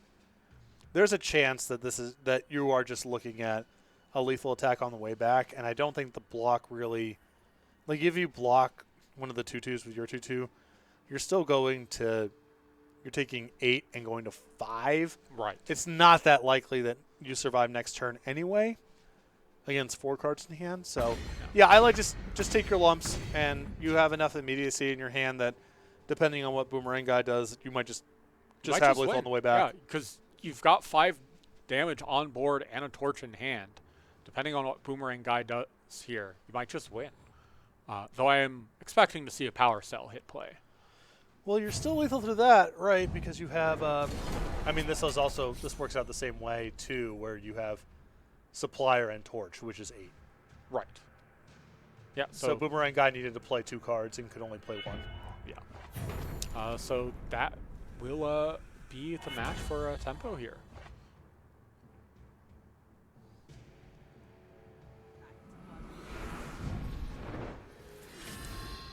Player comes down for 0 cards, does not care. The relevant text there is the charge, 3 damage to face from the torch, that is game. Really well managed game there by Hideki Tempo, who now is advancing to top 16. Top 16. I think your opponent's a little jammed up on power there. They've gone to their market presumably for an answer for your creation project, and waiting on it instead of playing it right away, Mm-hmm. playing it in a spot where the extra damage you got was really relevant. Right. And then because your opponent was a little bottlenecked on power, it was basically their whole turn to answer it. Mm-hmm. Was even though it got answered, it wasn't a runaway. The timing of when that creation project got deployed was really Absolutely. That, like you said, that one extra damage mattered because we got exactly 8 damage on that last turn. great. Exactly. So we got another match coming. Game number 3 here. Okay. Looks like another creation project mirror. Phoenix, I believe it is Phoenix's turn here. They just made 2 dinosaurs, and they have this Crack the Earth and this Alessi. So this is game 2. Both players quite low. Yeah. Do your best bear with 2 lethal for Brooks, it looks like, Right. plus creation project. So I like this. Phoenix playing the Alessi says, I have to crack the earth. I have blockers for days. I have every blocker I could possibly need. Plus I'll get an extra armor this way. Can't play what they would have gotten from the market anyway. So just doing their best to stabilize here. Do your best bear also has the option to crack the earth here, but also cannot play whatever they would get. So likely to just operate with what they've got here. Trying to silence this Alessi before anything can happen. Play the crack the earth. Phoenix needs that armor.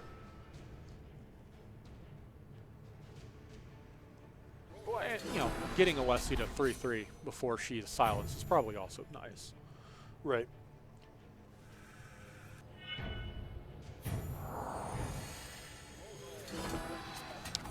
Opts to swap out. Yeah, that Inferno Phoenix will be lethal. So we are about to see do your best bear. But Phoenix got this flying dinosaur. So who knows what will happen. Yep. I mean, you could. The pristine light here is quite strong as it gets rid of the Brooks and nothing on your side. You can start making. I mean, can't quite attack this turn because you have Alessi and the Marshall bounce and the 2/2 eats a 1/1. Right. You're only looking at 2 damage. right.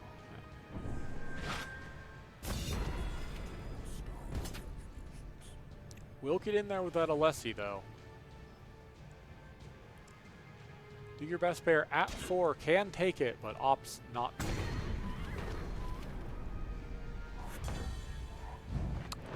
Conclave off the top and Dinosaur Nest to warp in will not be enough. Yeah, I mean, I assume these nests are about to pop off here, and Yeah, if these nests transform, that is Phoenix's game.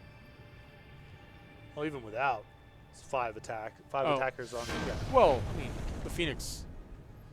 they warped the nest, so they didn't have enough power for everything. Oh, yes. I gotta say, I've really not seen these creation project decks put their market to good use ever, and like it's not like this deck is just running with just I just draw a million cards and it's trivial to swap. Like I've seen a lot of just crack the earth for just a 1/1 cultist and nothing. Yeah, I'm thinking they're using Crack the Earth trying to, because it is a spell and a unit, it chains very well into abundance. But if they're not hitting 6 power consistently, Right. Yeah. I don't know, just something to look out for. Yeah. It would be the first time any of these people do something good with their market. It'll be the next time will be the first time from my perspective. So keep our eyes peeled on that. Anyway, heading down to game 3 here Game and 3. momentarily between Phoenix and Do Your Best Bear for a slot in the top 16.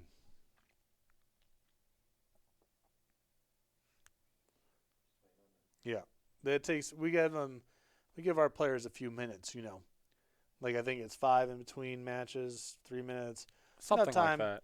Go grab yourself a glass of water, use the Yeah. bathroom, whatever. Take a little break. Calm down after an intense match. Right. Yeah. But that does mean that occasionally we are in limbo as we wait for both of them to join the match. Right. Yeah, I saw one of the creation project lists just play with the, Mega Scorpion or Warp Tool. Yes, the Aurelian. Yeah, and I was like, I don't know if I appreciate the stance of being like, this is just better than Crack the Earth because all I ever do with this card is make a cultist, Make a 1/1. make a cultist, and then don't swap. So I might as well get a Scorpion instead. Yeah. Get a Scorpion instead, or get 2 for an abundance. Yeah. Oh yeah. All right, here we go. Do your best, Bear, shipping back that 1 power hand. And Phoenix didn't care for their hand either. Phoenix has a pretty slow hand there. But Do Your Best, Bear doesn't have that much faster of a hand. Being able to play Combray Law Mage turn 2 is not nothing, but it's not the most aggressive card. No.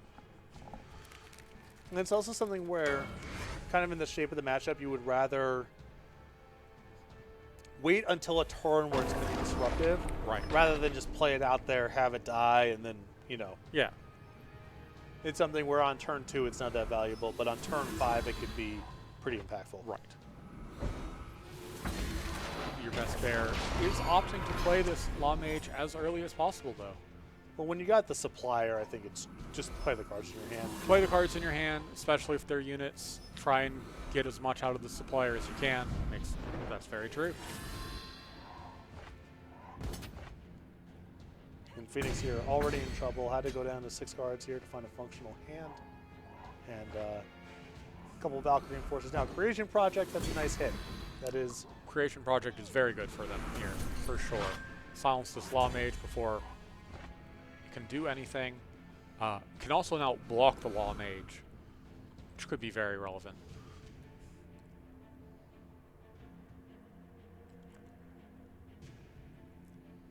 Do Your Best, Bear doesn't have, they have 2 options here, or I suppose they could also do nothing, but they've got a Vabrook, which won't kill anything, but is a 4 attacking charge unit. Or they could go for an Alessi into an Abundance.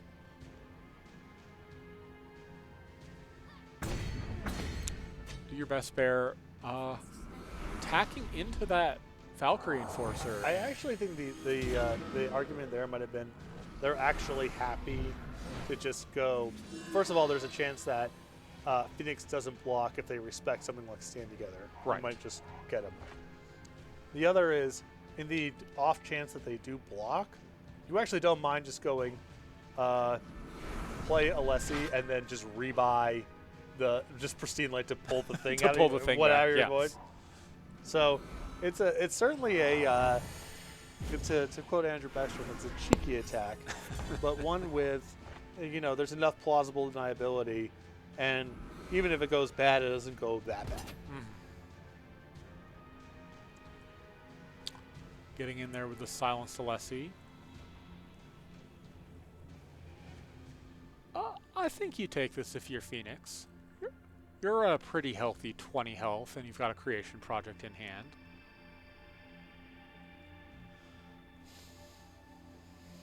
Alessi's not going to get any bigger. Well, there's a question of you can double block if you care about the Stand Together. True. That's what you're worried about, and that's we're gonna Yeah. see. You can't just block with 1 because that's just asking for trouble. Right. So Abundance into 1-drop just in case it could have mattered there. There's some things that could have potentially caused the, like the Toxic Wisp could have been relevant there. Yep. Although I forget the actual name of this card. Sneaky Pete. What's this card? Stone Scar Sneak, I believe. Stone Scar Sneak. That's right. That's actually not a bad hit here. No.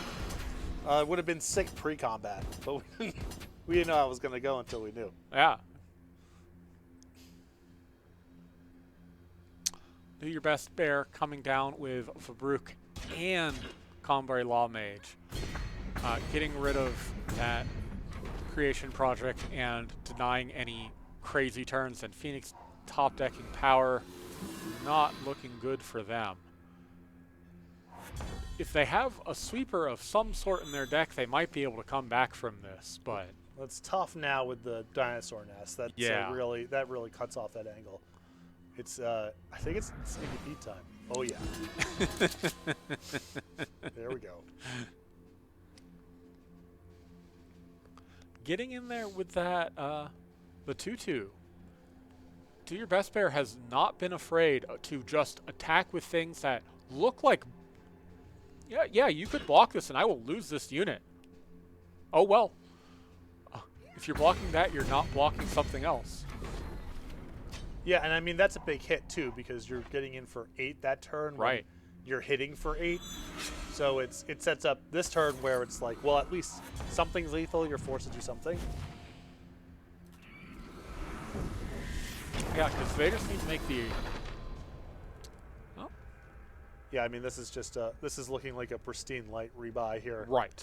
Because you, the attack is essentially free. Yes.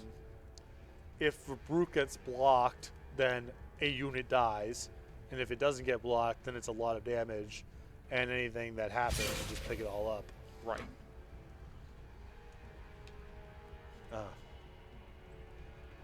Yeah, Phoenix blocking just the Law Mage, looks like. And it's funny too, because like if you use the Sneaky Pete to pump something, then it just dies to the pristine light. Right. So you're sort of priced into attacking. Yeah, people, you know. Okay. Going down to 5 on Phoenix's end. Pristine Light to get back the Stone Scar Sneak and the Vabrook. And yeah, replay that. Lovely looking turn. Yeah. That was very fun. Very, very fun. Vabrook, and what is that on top? The supplier, I believe. Supplier. So you're looking at 2 units. You can play them both, but but unfortunately I think the Sneaky Pete plus the dinosaur is not lethal. No. By itself, but you're still in this is a tough spot. Oh, and the Law Mage, right, Law Mage just shuts can't down play the them thing both. anyway. And in a charge, I know that'll help. Has to block for Brute here. Tune up the Sneaky Pete ban. Oh yeah. Yeah.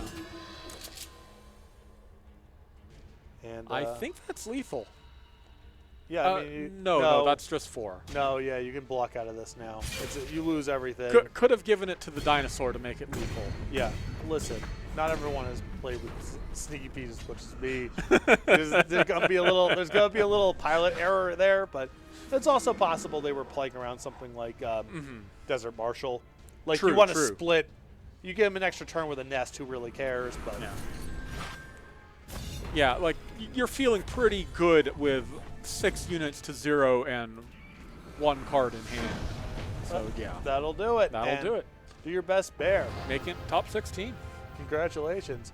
Back to the booth again. Patrick Sullivan, Luke Wyman. We're here with the Long Path 5K Thorn Open. We're in the round of 32 right now, whittling it down to 16 competitors.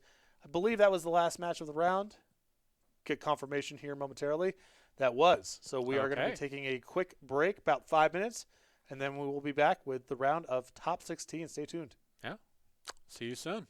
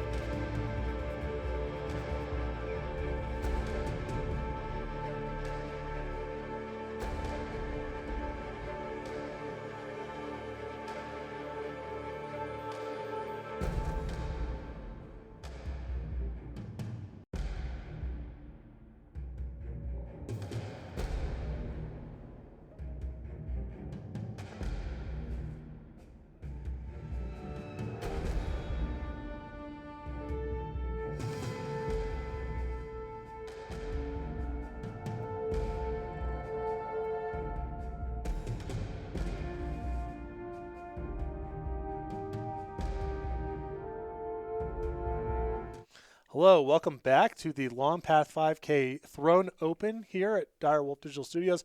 Patrick Sullivan joined by Luke Wyman. We are just breezing through this tournament right now. Yeah. We have now entered the round of 16. Some big matches going on here, approaching the cash rounds.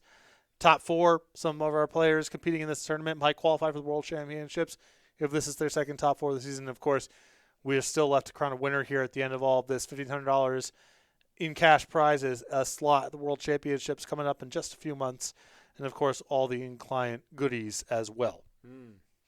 So our players are getting paired up. We're going to find a match. We're going to be going down momentarily.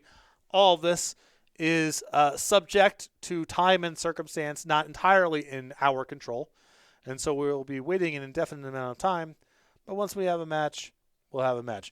Luke, what's been standing out to you so far? Well, we've seen a lot of Creation Project, but We have. I would like to see some more Xenon. Like, we've seen some interesting Xenon brews, the Reanimator, and then just the solid Xenon. I've just got good cards. Every card in my deck is just phenomenal. It's all good cards, and it's all really efficient at sort of swapping around stuff because, you know, you got to play a little bit of stuff for your early game, mid game, late game. The risk when you have a deck constructed that way is you just are kind of drawing the wrong end at the wrong time. But between plundering, access to the market, just random stuff that they have going on, other ways to sink power and whatever, the deck is relatively stable at playing a smooth game everywhere along the way, even though it has a little bit for each stage. Okay, here we are. And we got I'm Straight playing. I mean, they're always up to something. That's been my history with this particular player. Elysian, though, is not something we have seen yet today. Torgov's Wares, Smugglers, Desert Alchemists. Let's just say they are up to no good. Squaring off against Chalmdog, who appears to be playing a build of sorts of Stone Scar. TBD exactly what's up. Yeah.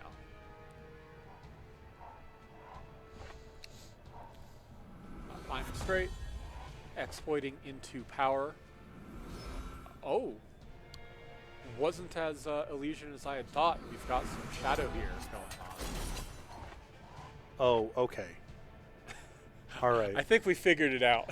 You want to walk the viewers through at home through this one? So Eclipse is a card with Unleash, meaning once you have played it, you will draw an additional copy of it that will be discarded at end of turn.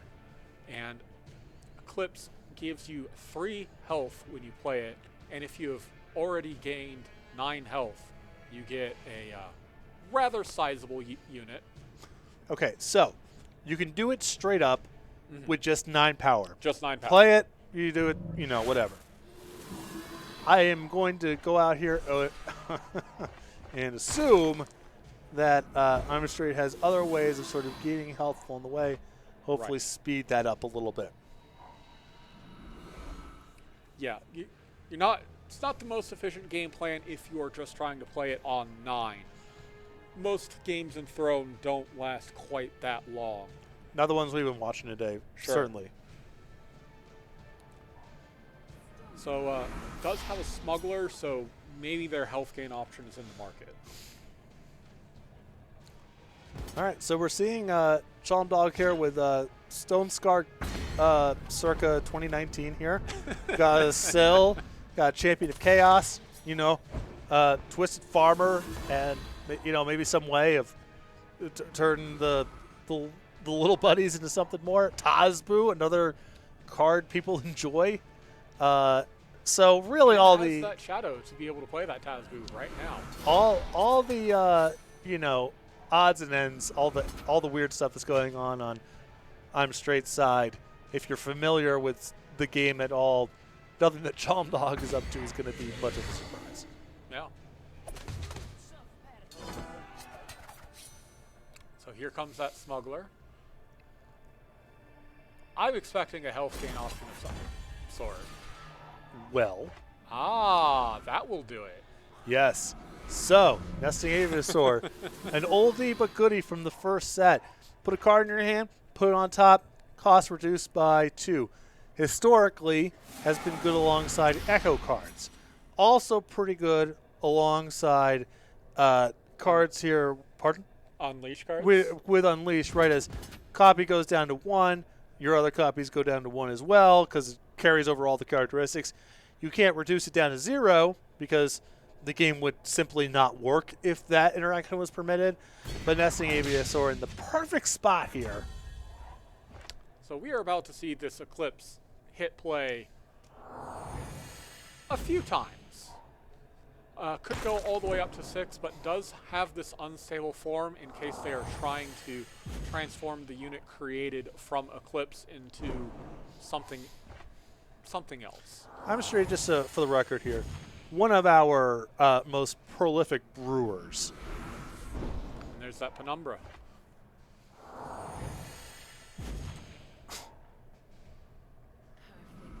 So I we're think not. you just go for the full four. Just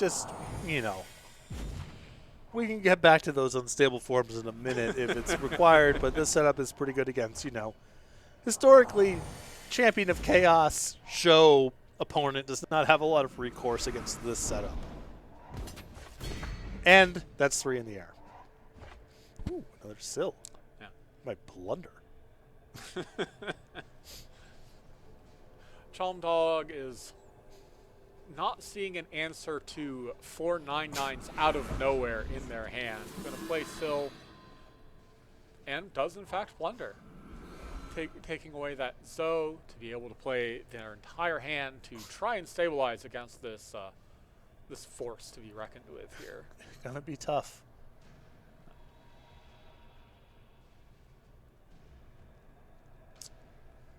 Slow rolling this. Also at 38, This Rania here. gained quite a bit of health in the process of doing the thing. So we'll play Rania and take the Alchemist here.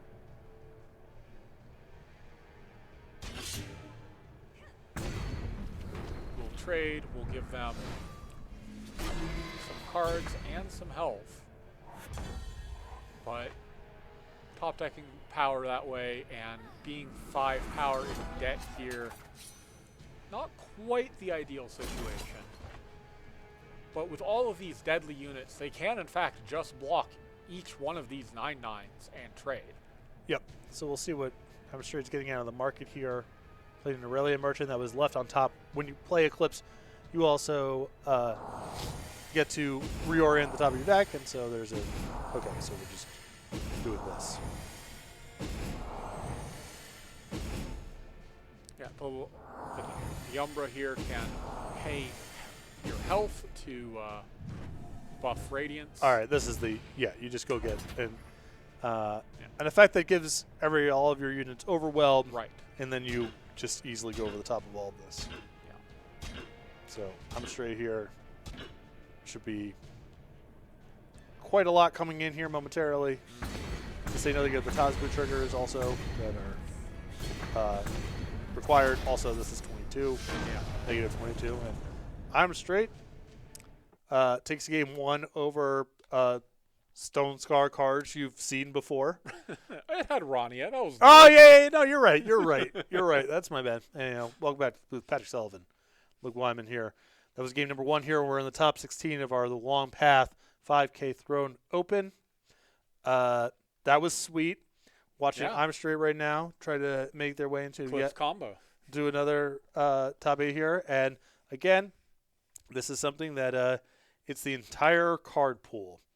There are merchants and smugglers in the middle, and then you have Eclipse out of the most recent set and Nesting Aviasaur out of all the way back to 2016. And it's really cool to see just years and years and years sort of spider web in that way. Yeah. It's very cool to see combos unfold that wouldn't have even been thought of back in the first set. So, redraws here. So I'm Straight's hand totally fine, but none of the pieces. Right. Trying to operate from, I believe they got all of their combo pieces from the market, so wanting to see merchants. They do have a merchant with this hand. Oh no, they have two. I missed the smuggler there. So yes. Face Aegis off the Misfail Drake to prevent any shenaniganery like that exploit that Chalmdog has. I think they're pretty happy with that redraw, actually. Yeah, I mean, the hand's kind of soft in the opposite direction, where it has a lot of setup, but not much in the way of interaction or finding extra cards. But in the Miss Drake in your opening hand against someone whose best form of interaction is likely to be exploit, hard to say no to that. Right. Chalmdog with a turn 3 Marionette Cross, making up for the lack of turn 1 or turn 2 plays there. But with I'm straight with this 2-1 ambush deadly in hand, probably not too scared. Or could just send an agent, take out that cross immediately. Yeah, I think that sort of the tiebreaker here for I'm straight is you would sort of like to defer the decision on plundering a little bit until you know a little bit more about, well, what's the game exactly going to look like here? Am I drawing power or non-power? Chalmdog exploiting just to get that power and get that Face Aegis out in case they draw something else later. But I'm straight already has that Eclipse. And going to find that Avasaur here. Can't play it this turn, but... Right, and you got to feel pretty good if you're I'm straight there, because it wasn't exploit. Right. It was exploit go. You would have seen the other exploit that turn if there was a second one, so... Right, absolutely. Pretty safe bet that you're in the clear here. Yeah, I think Chalmdog's probably sweating here. Not much they can do with this hand, knowing that I'm a Straight has found their market cards already and will be going off very shortly here. Not a great look in turn 4 here. Stronghold. I don't know. I think I would have preferred a victimless crime here on the merchant. At least the, the power could take matter. Take off the power. Might see it next turn. I don't know.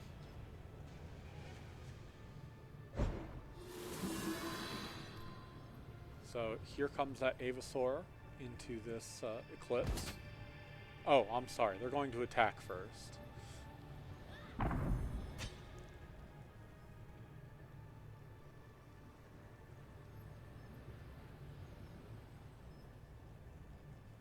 The Sills Office, with 3 durability, can in fact survive that, and maybe we'll see that victimless crime hit play next turn on Avasaur. But I think the damage is already done by that point. We're not seeing... I mean, it's going to be 5 copies, even if something happens to the Aurelian Merchant. Right. All right. Yeah, so 5 copies. We might actually still see 6, or because we have the ambush into power here. Also true, yeah. I would imagine that the smuggler is such a good insurance policy in case something weird happens. That's true. But you know, it's also fine to just say like, well, you know, it don't really. Attack with the smuggler here has to be blocked. Oh, that's sick.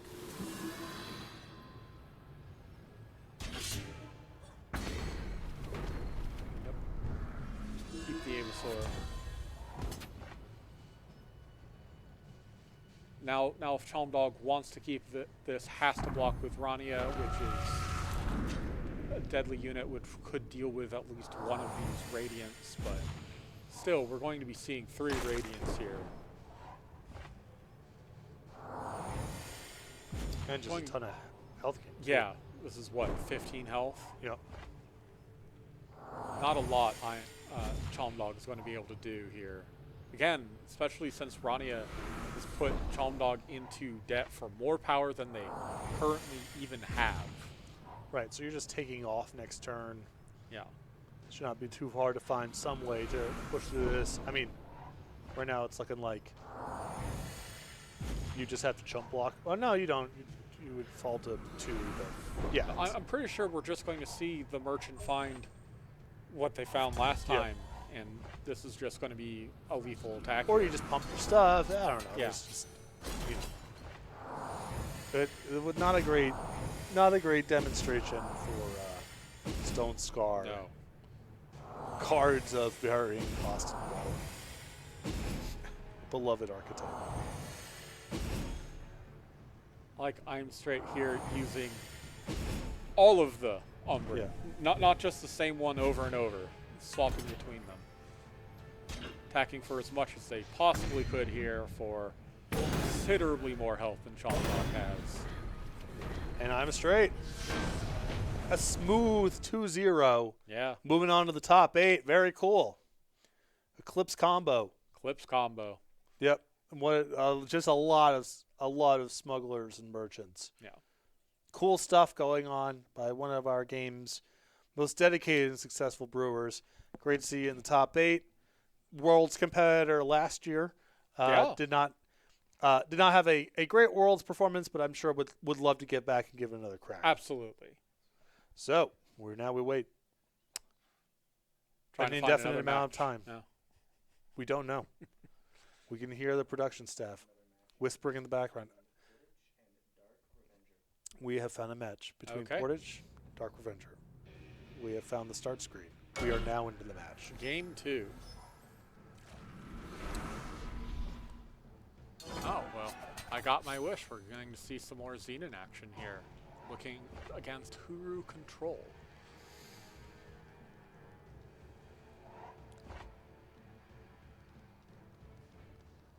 Some market action going on here from Dark Revenger. Okay.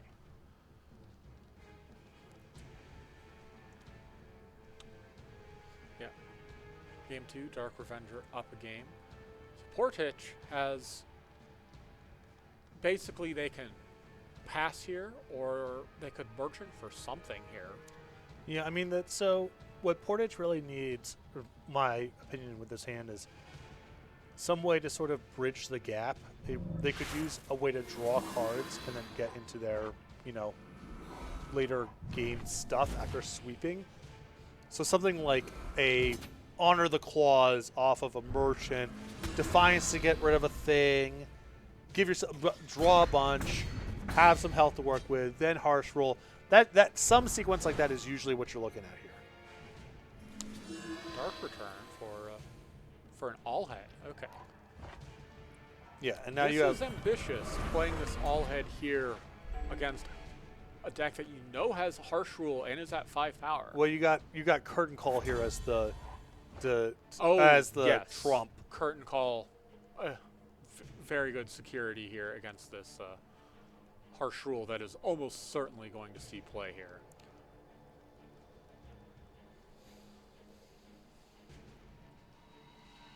Undepleted power here off the top with this crest means Portich, if they do play this Harsh Rule, was not going to have anything else. Right. So now there's this question of like, okay, so if you assume it's Curtain Call, Right. you can go Ice Bolt, Defiance, try to wiggle out of it that way. But none of that is good enough to actually force the Curtain Call. Because Dark Revenger has so much stuff that they can just go, okay, A space bar, pass it back to you, still have Curtain Call up. So what's the route here for Portage to... I mean, the best that you can hope for, I guess, is just hoping Dark Revenger messed up and they don't have Curtain Call or they're bluffing somehow. Seems very unlikely to me, but I think the Ice Bolt Defiance line doesn't even get you past that. I guess you could Merchant an Ice Bolt. Right. You could Merchant. Block, and then there's some way to do everything in one. I don't know. This is asking a lot. Shipping that second crest to the bottom, Harsh Ruling and praying that Dark Revenger does not have the Curtain Call that they do in fact have in their hand. And that is going to be game 2. No, I think that that was the Portage went through the same calculus that I did, as you see here, just spinning the ball, just spiking the ball here a little bit. Is there any way for me to wiggle out of this if they have Curtain Call in hand with the other cards in my hand? Realize the answer was no, and then you just have to hope that your Harsh Rule is good. You know, it was pretty transparent there that Dark Revenger had it, but there was nothing you could really do about it except cross your fingers and Yeah, hope. because they spent almost their entire turn. They almost turn timer rather, thinking, do I harsh rule here? Do I have another out that is better for me? The answer wound up Yeah. being no. Yeah, I sat there being Yeah. like, okay, so if you ice bolt something, and you can't even ice bolt the owl head because it's an 8/8. Because it's an 8/8, yeah. Right. So okay, can I merchant for some sort of negate and then defiance a thing? No way to do it. No, yeah. So we're going down to another match here Okay. between George A and So No. We are in game number 3, allegedly. Oh. And it looks like we have More Stone Scar cards. Stone Scar, but like, a little bit of soul. A little bit of just different synergies, Something different.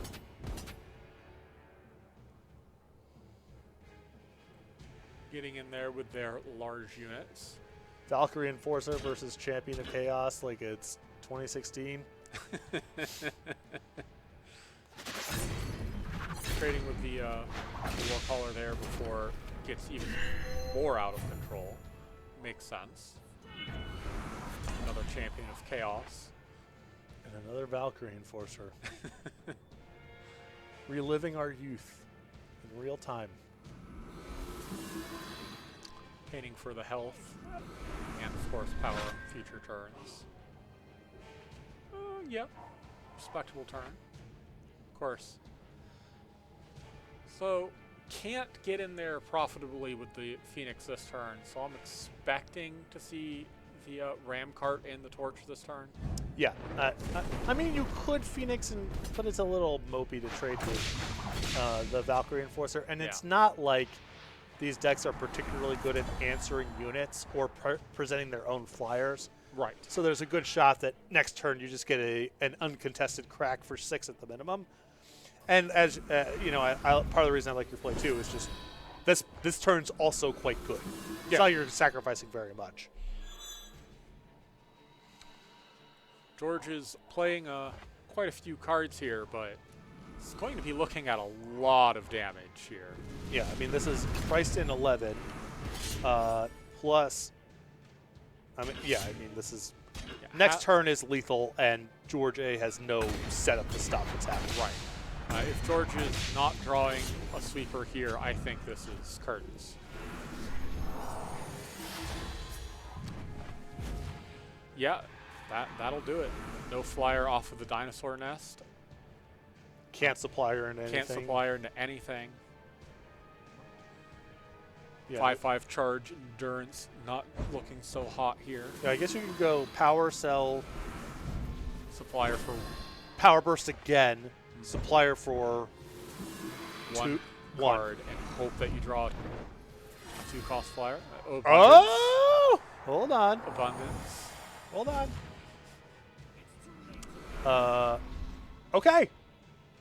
Game's not over. That's a blocker. That's a blocker. That's a nice draw. Exploit here has power in hand to turn into that very covetous treasure trove. I'm not a huge fan of that troving first. Doesn't really matter, but if you know for sure your opponent's going to block the Inferno Phoenix with a 3/4, I'd rather have the Phoenix triggers trickle down and then draw versus the other way around. Didn't matter because the draw was exploit, but Right. also it looks like maybe So No was thinking about not attacking with the Inferno Phoenix. It's actually fine to me if you have removal in your deck that can kill the 3/4. Right. Such that, if you had Annihilate theoretically, you'd rather give yourself a chance to draw Annihilate and Annihilate the 3/4 than trade here and then draw an Annihilate against the leftovers. Sonu is carefully considering, do I have an attack here? Looks like they're just going to play this Grenadin and pass? Yes.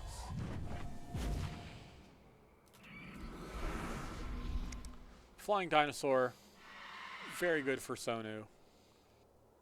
Now very good for George, rather. If Sonu draws a way to deal with the 3/4 flyer, still has the backup here. Yep.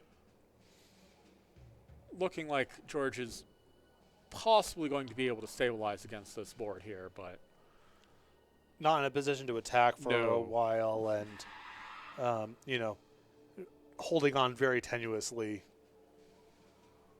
but still alive. still alive. That's the important part at this point. Playing the Igniter probably for a larger body, I would say here. I kind of like making it 4-3 just because you got the there's like 4-4 and 3-3 on the other side, and Yeah. having a 4-3 is probably a little bit better than a. Than an extra body. Yes. But yeah, it's very thin.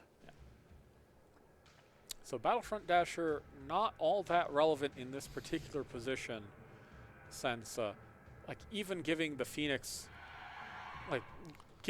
extra power here doesn't really do much, aside from forcing the trade with the Valkyrie instead of the dinosaur. Well, what it does, okay, it looks like So we are going to play it on So- itself. that was interesting. I thought what the Dasher could mean is that you now have an incentive to attack with the Inferno Phoenix because you just have a stronger possibility space of skills on your units, such that you hold the Dasher back, you draw something that happens to get double damage, and now you have charge double damage on a thing. But it looks like Sono just played it. So Exploit did miss there, but at least got Sonu a treasure trove into a market card, so might be able to fish something out of their market next turn, though won't be able to play it until the turn after, most likely.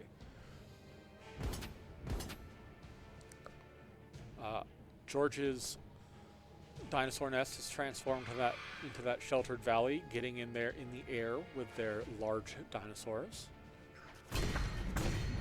Trying to even up that gap, though, and taking down the Phoenix with the torch. So all this hand attack is not doing Sonu any favors anymore. Like, that first exploit was great, second one not so much. Well, this one is nice. I mean, It is a card. You can turn it into your market nicely, but okay. Yes. That could end things here, depending on how many spells George has. I haven't been keeping track. Well, even if it's not, lethal, keep in mind that you have a 4/4 flyer. Right. It dominates the air for the time being, and you still have the Inferno Phoenix trigger stacked down Waiting your deck. somewhere. So even if it's not lethal, it's still a very advantageous position. Right. Absolutely. George wondering, should I get in there with more than just these dinosaurs, knowing that Sonu could top deck a Phoenix or has clearly marketed for something good here. Well, this is one of those, you can't win by blocking Right. situations, to so you attack. gotta be shortening the game somehow. Playing another Igniter. Also likely to be a 4/3, yep. I missed which skill the Merchant got there, but probably just going to play the Menace here, yeah. Also, I think this is okay. Nope. Not lethal. Not quite lethal, but Now there's no attacks to be made. Okay. Yeah, sure. I guess you can do this. No, I mean, this is fine. Yeah. You trade with a the 3/2. dasher Yeah. or a regen trigger, I guess. Yeah, could be just a regen trigger. I assume you would just put the 3/2 in front here. Okay. Sure. Nice. That was a nice draw, too. Yep. Power number, granted waste down here is power number 6 plus a card that you can swap with the merchant. Right. So more power could be very relevant here due to whatever they fish out of the market.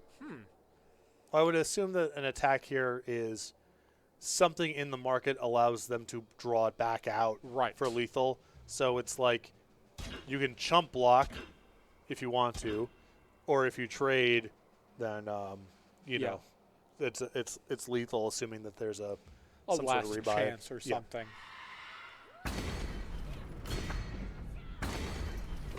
Went ahead and blocked with all 3 units just to be as safe as possible there. But I think we're going to see this last chance that I'm just assuming is in the market here. Through the unknown. Sure. Also pretty good. Don't even need to play it now.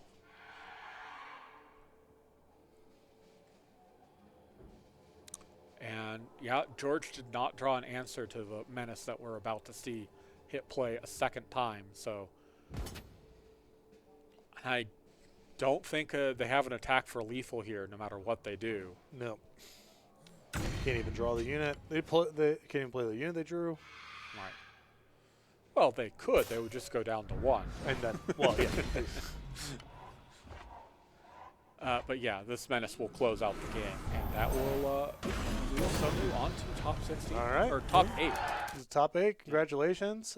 Moving along there, knocking out one of our Creation Project decks. So we have some interesting brews that are moving on to the top 8 here. Yeah. We have I'm Straight with Eclipse Combo.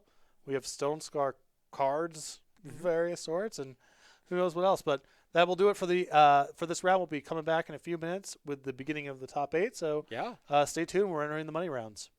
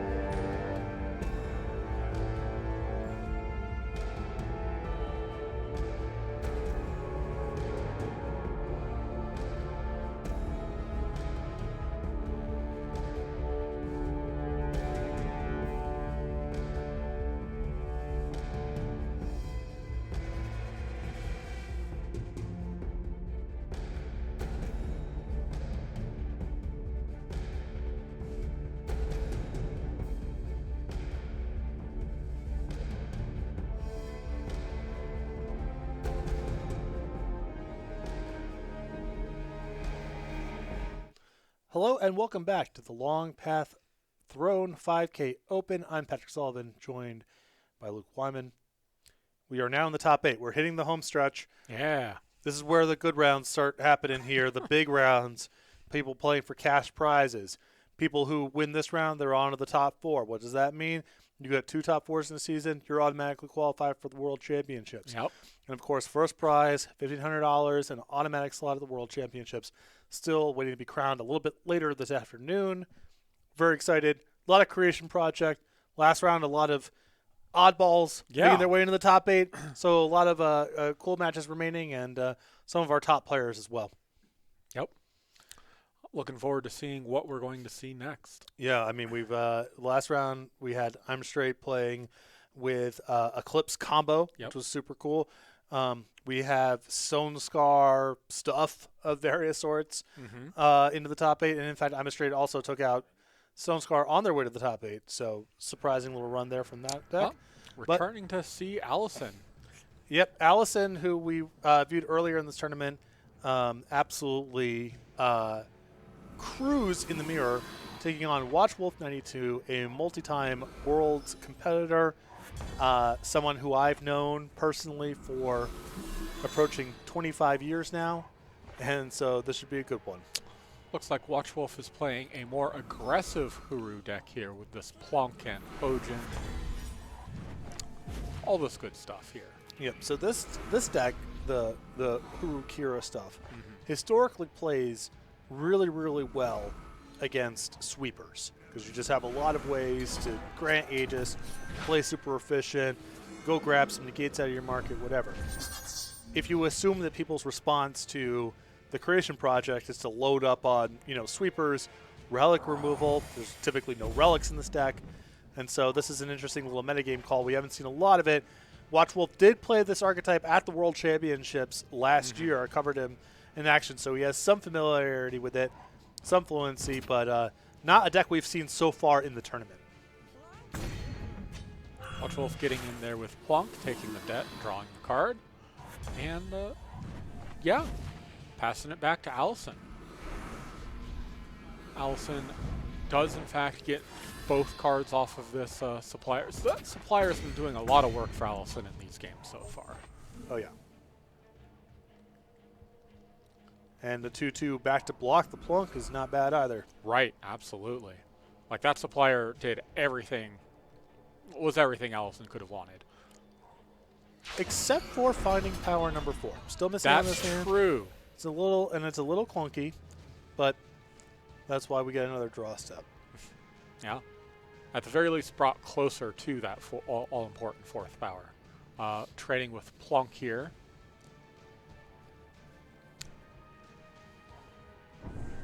Though Silverblade Intrusion says no.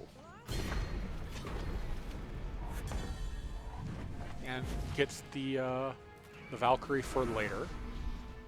And there is that 4th power, though it looks like we are instead going for an abundance this turn. Oh no, that was depleted. My mistake.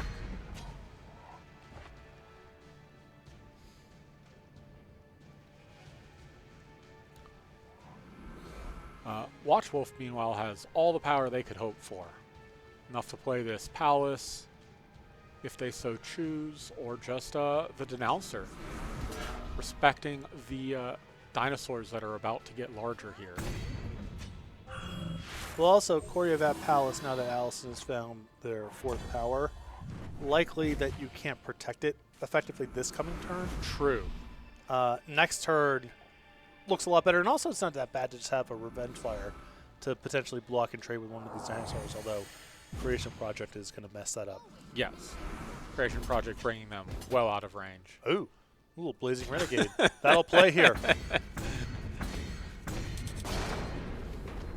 Okay, Watchwolf is had a very, very painful turn right there. That was 16 damage from 21 to 5. Yep, so you can play Koryavat Palace. It doesn't get you anywhere. Yeah. You can spin your tires here a little bit, try to draw some cards. Unlikely to be of much use. Yeah, drawing power here is not going to do much good here. Get in for 3 with Plunk, pay at 2. that Law Mage is too little too late. Could have been very impactful earlier in the match, but no. Yep. Law Mage has moments of being quite potent against Dinosaur Nest. And I Yes. think that's part of the reason that you see it in this deck. One, it's just a strong card, and against Creation Project, Abundance, it's going to be naturally pretty good. Yes. But the other thing is, I think Hurukira has historically not been very strong as a card Dinosaur Nest. It is a vulnerability for the deck. And so just a card that you're happy just sort of playing it for what it is, but also having moments of being really good against Dinosaur Nest is a pretty common metagame call for that archetype. Absolutely. Absolutely. It does not surprise me at all that they included the Law Mage there in that list. But, Little Late, as you mentioned, and Yeah. Dinosaur Nest, and, the deck is just not that good at handling, cheap cards that have a high impact is not is where the deck is a little bit vulnerable. Things that can produce a lot of units that go wide, so you have a lot of agency over your double blocks. Size can be good against this deck too, because if you're trying to win exchanges with Silverblade Intrusion, if your stuff is just bigger, Intrusion doesn't get you anywhere. Right. So it's a card that creates a whole lot of problems for this deck, and Watchwolf basically just got buried by it. Allison with this early Alessi, just out the gates into all sorts of stuff, looks like, down the line here. Watchwolf, not with the slowest hand, but I think they're considering, do they Marauder into Killer to take out this Alessi immediately?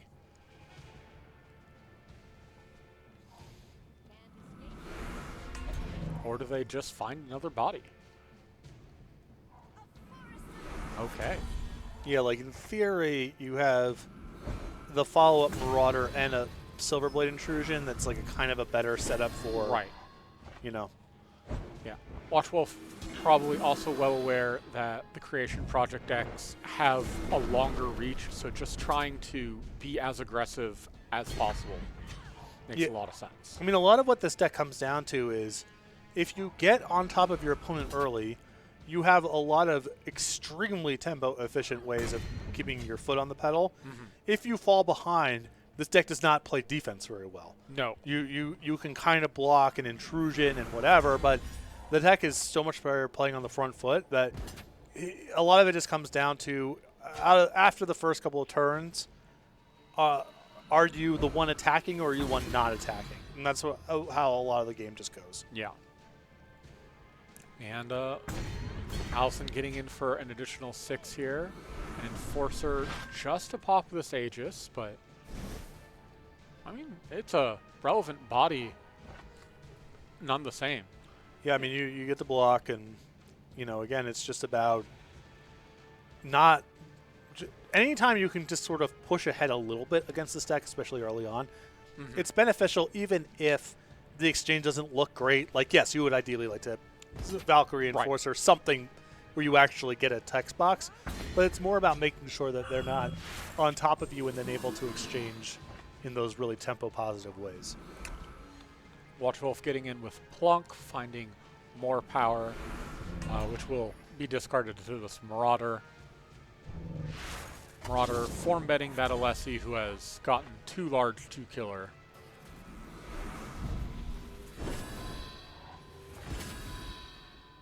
And Allison just getting in there. Everything with 1 health on Watchwolf's end. Even a 1-1 is a bad block. And that's another part of this, too, is just when the deck has no power-up, the Hurukira deck, that's your time to take whatever action you want to do. Absolutely. That attack, maybe there's an argument for blocking or trying to block a little bit more, but the tiebreaker is they have no power. I know it's a clean shot, and that's just simpler than trying to finagle against them when they have power up and cards in hand.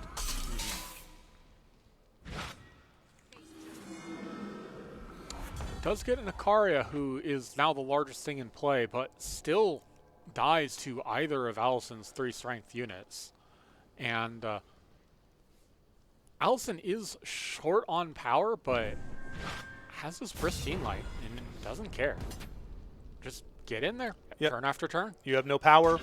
You're kind of forced to block. Yeah. It's, this is not the prettiest way to do it, but you know, this is I think tactically Allison has played this game really, really well. Absolutely, yes. Watch Wolf getting in there with the Plonk, hoping to draw something else.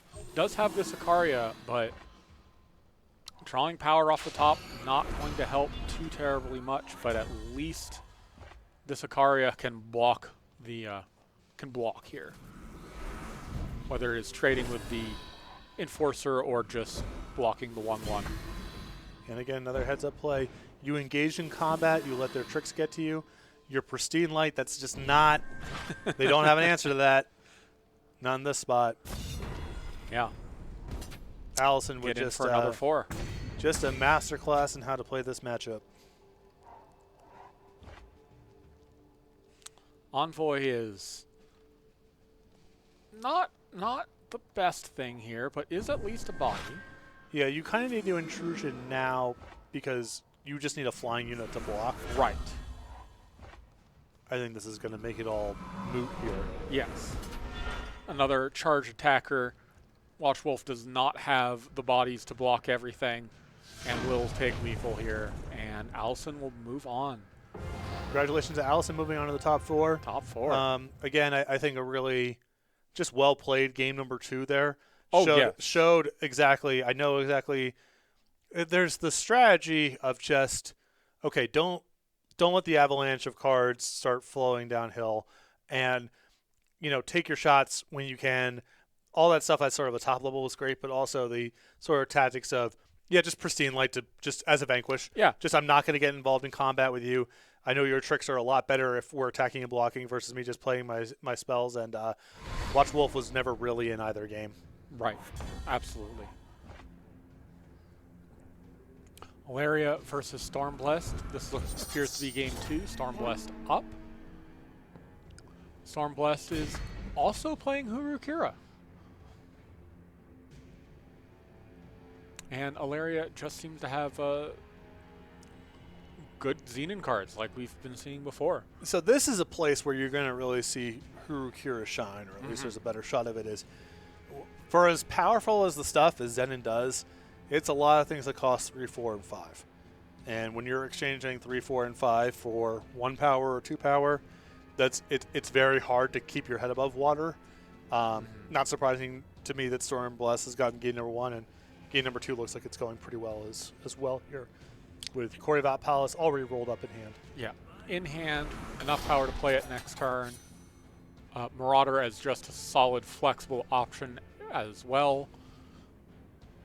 Malaria is going to go to their market to find their own site, but it's going to be coming out after Stormblessed, and Palace has some pretty tasty spells. Oh yeah. So there's the question of, you know, if you do Palace, do you Palace? Okay, that settles that. I was going to say if you were trying to block or not. Yeah, I think this is actually really.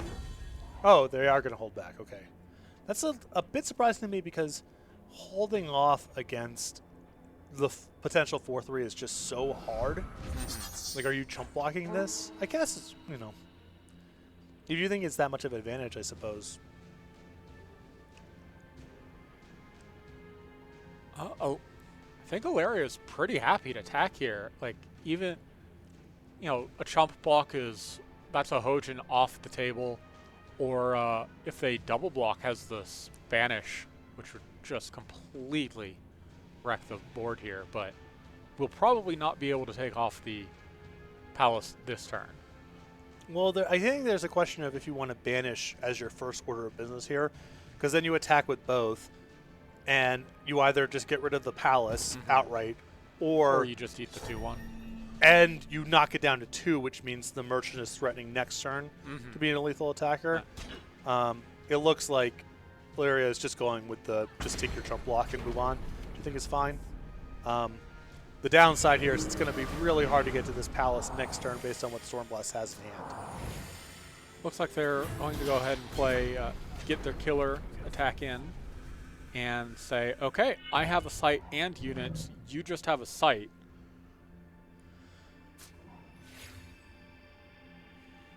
Yep, Stormblessed had to waste their spell there from the palace, but still has plenty of things that they can play here. Yeah, now we're going to start seeing the Oh, card drawing sort of chain together here. one cost Wisdom of Elders, always nice.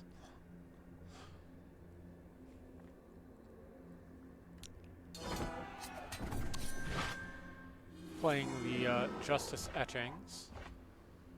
Finding another power, which is really nice. Another power, which will let them play the Law Mage, which is very nice against a site due to they have to play that spell off that site. If they had another spell in hand they wanted to play, too bad.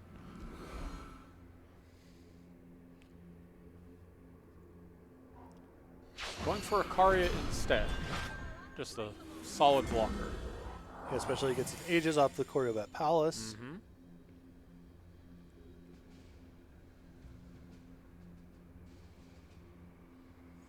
Alaria has to consider what attacks do I have that are profitable here.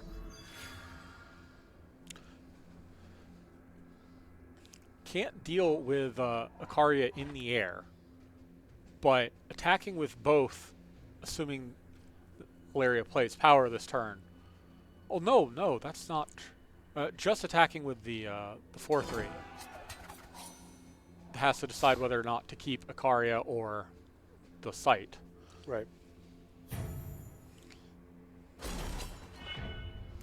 Finding a timepiece. Guess we're not even going to get that far. Yeah. Oh. Okay. Sure.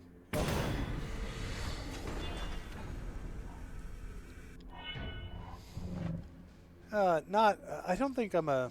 I don't know. I think it's not a huge fan there of wasting the killer. Yeah. It's unlikely to come up here, but you know, it's just so likely that Stormblessed chump blocks anyway. Like I said, it probably won't. I'm guessing it won't matter because it's the same thing either way, and I would be surprised if the killer would make much of a difference the following turn. But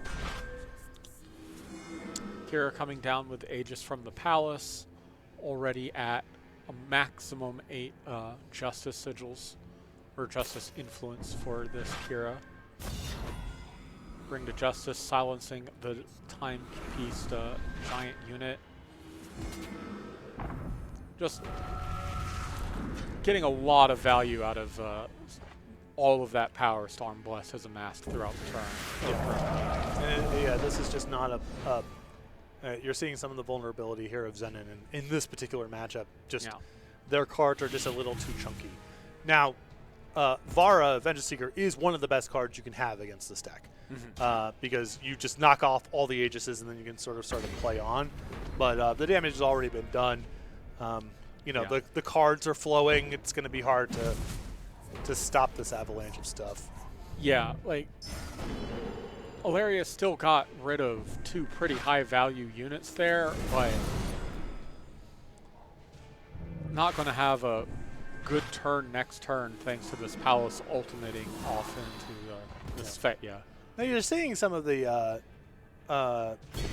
value of Var against this deck. You see a Rhyme Conclave's Smuggler, a Bubble Shield.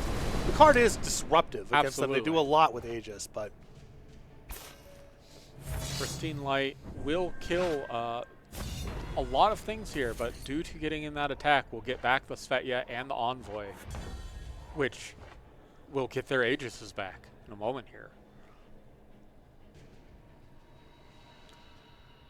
Meanwhile, Alaria, okay, they are going to play their Damara there instead. I was going to speculate if they valued their market more.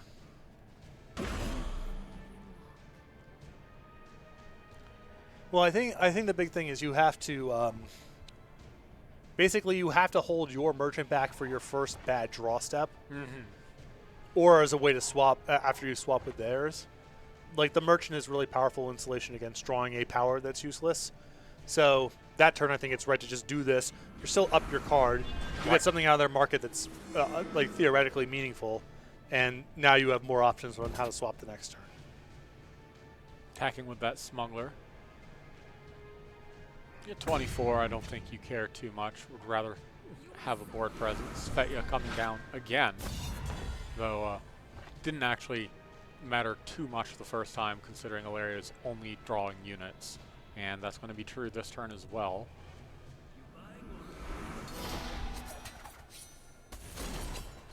Merchant into an Unseen Rumors, which can't be played quite yet.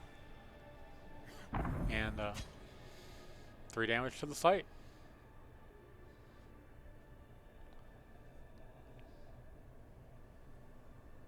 That said, Larry's going to have a tough time coming back from this board position. Yeah, I mean the Vara to knock off all the Aegises and then start to play on is like kind of the path. The problem is that all of these things that Stormblast does, there's just more cards. They're just drawing more and more cards. So, and Alera, there's no way for them to gas back up. So even if you stop what's in front of you right now, eventually it's the second wave and the third wave. Right. It's really hard to cut all that off. Yeah, because this Unseen Rumors is probably going to try and bring back that Vara to play to get rid of these Aegises again. But then what's the play after that, or the play after that, when staring at Stormblast, who has just consistently not been running out of gas here. Bubble Shield for a card, Levitate for 2 more cards. Just looking for anything to improve their current position. Yeah, eventually you find some way. I guess I shouldn't say eventually you find some way to get in the market, because something that is true of these Hurukira decks is you have your Choreo of that Palace. That can do a lot of heavy lifting, as we're seeing in this game. You often have some like pump effect to kind of backdoor someone. That can be good too. Your third and fourth markets are often just, there's not a whole lot left over. Right.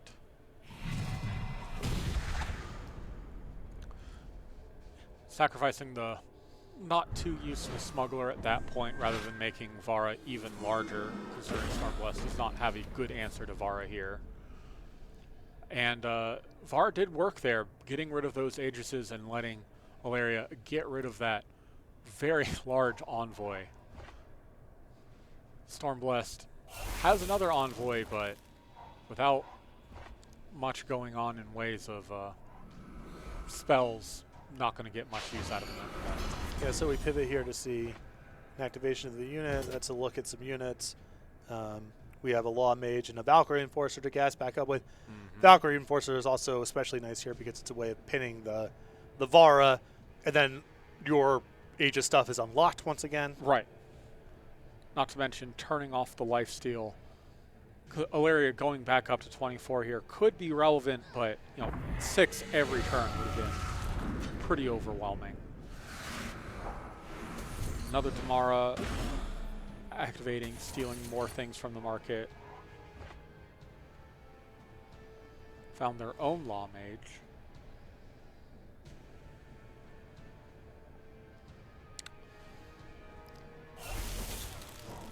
Stormblast activating Svetya yet again, drawing oh so many units.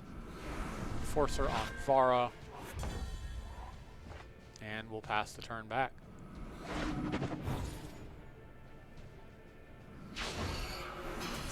So the Law Mage that Alaria got from the Damara is going to be pretty relevant, considering Stormblast's hand is nothing but units, and with lots of power would have been able to have played several of them this next turn. Yeah, no, it is nice to, produce some sort of choke point here. It's still hard to see what Alera's path is to like getting back into the game. It has to be a singular, extremely powerful card. But yeah, there would be no stopping it if it was just that, go play your whole hand, do whatever you want. This is way too many cards at this point. Right. Stormblast with enough power to play something, plays Ikaria, holding on to that Enforcer for next turn, just in case there's something more important to silence in this Law Mage. Yeah, it's also, like, you don't want to play the Enforcer as your last card of the turn. Yeah. You want to go Enforcer and then do everything. Then unleash the floodgates, exactly. So, yeah, it makes a lot more sense to play Ikaria that turn. Okay. Merchant into Silverblade Menace. Well, that's got some work to do. I guess it's probably better than anything else you could get at this point. No. Well, at the least it blocks these, one of these flyers. Okay, well, this is also a good sign, right? If you actually can get in some damage here. Stormblessed opting to trade Ikaria for that Law Mage, knowing that I've got a handful of units. I want to play these and can save that Enforcer for some other threat. Larry opted not to play the Menace there, perhaps hoping for a one-shot lethal due to Hurukira's penchant for playing a fair number of spells. There could also be some respect there for Bubble Shield, and if you're not in a rush to play the thing anyway, you can at least hope to find another Vara and then have some coverage.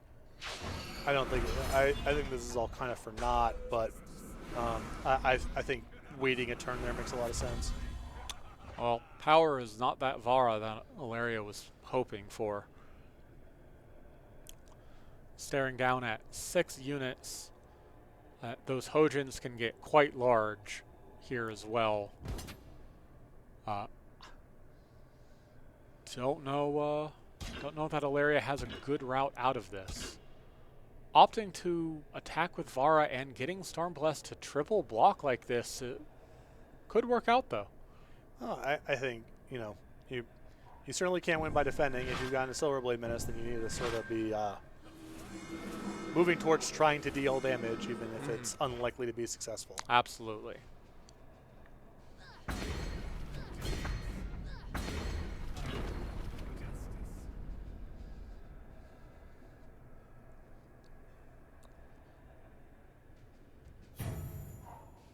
Passing back to Stormblessed, who still just has all of the gas in the world at the moment.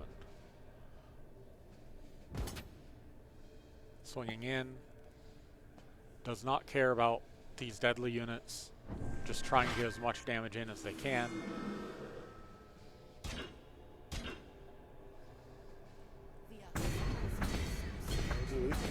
Oh, so well, yeah.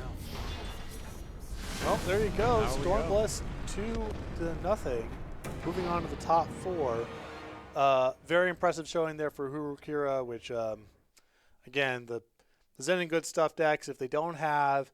You have Dinosaur Nest, that card's good against them, generally speaking. You have Vara, which some percentage of the time is really, really hard for them to deal with. But a lot of your cards are just, here's 3 or 4 or 5 power, and you trade off for 1 or 2 of my power. It's really hard to keep your head above water there, and that was a pretty dominating performance there for Hurukira. Absolutely. All right. Just non-stop gas from the Hurukira player. The cheap cards, when your cheap cards are successfully deflecting the expensive cards, that's a really elementary way to win a lot of games. Yes. All right, where are we at? Are we done? All right, okay. So that's the top 8. We're going to go take a little break. We're going to come back with our top 4. First of all, congratulations to all of our competitors who have made it to the top 4. Cash prizes. Another step closer to securing a spot at the World Championships. Perhaps they already have. We're going to run those matches concurrently. Ideally, we will have time to get to our backup. Not a guarantee. After that, we'll have the finals. So sit tight. We'll be back in about 5 minutes, and then we'll start top 4 action. See you there. Should be fun.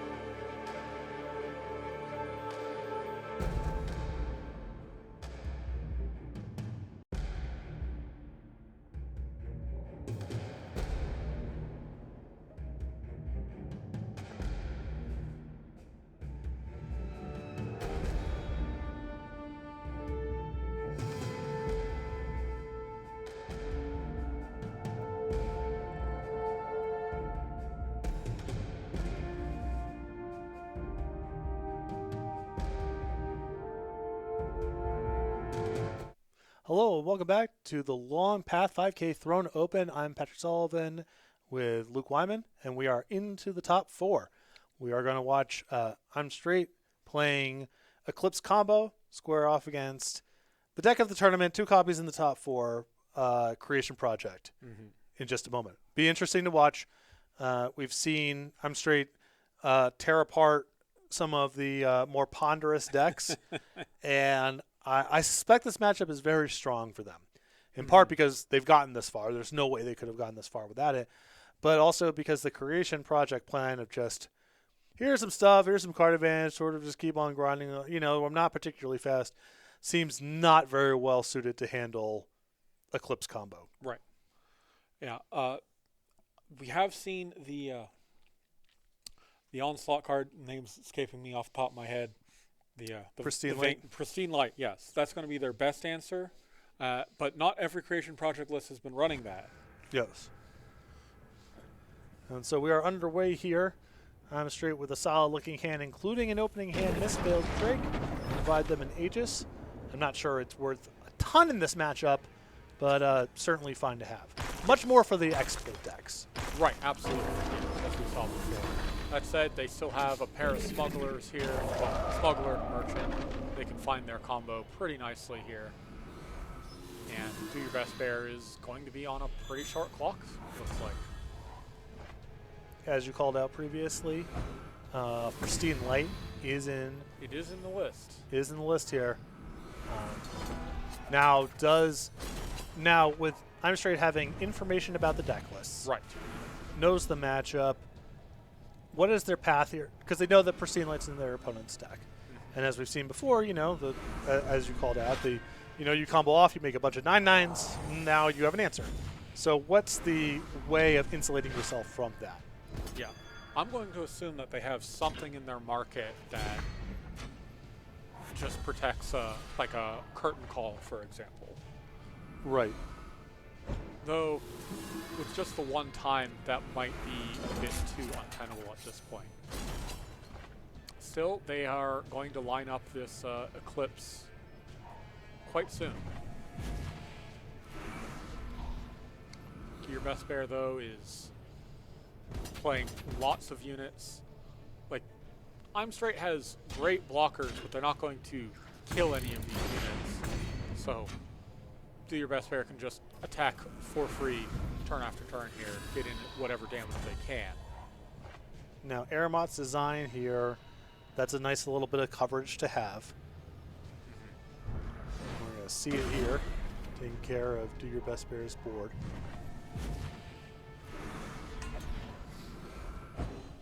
That said, those dinosaurs are going to keep on coming. See if the group take out the smuggler and get in there for more damage. 2-2 will bounce off the merchant. I'm Straight only has 4 power, and if they play this, if they put the Eclipse on top of their deck, they won't be drawing power. So I don't think they're quite at the point. Oh, they're going to go for it anyway. That will be enough. Like, 4 power is more than you need. You just need to play the Eclipse 3 times. This way you can play it 4 times. But with that Pristine Light, it's tricky. Yeah. I mean, you don't have to go for it this exact turn. well, can't go for it this exact turn with the Combray Law Mage, in fact. Well, you have unstable form, so there's a Right. way to sort of. Okay, so, all right, that would explain what is the answer. Yes, The answer is you excavate. excavate and just do it again. And keep in mind that even if the combo gets broken up by Pristine Light, you're still gaining just a ton of health along the way. Right. So you have the cushion to excavate and go again. Yes.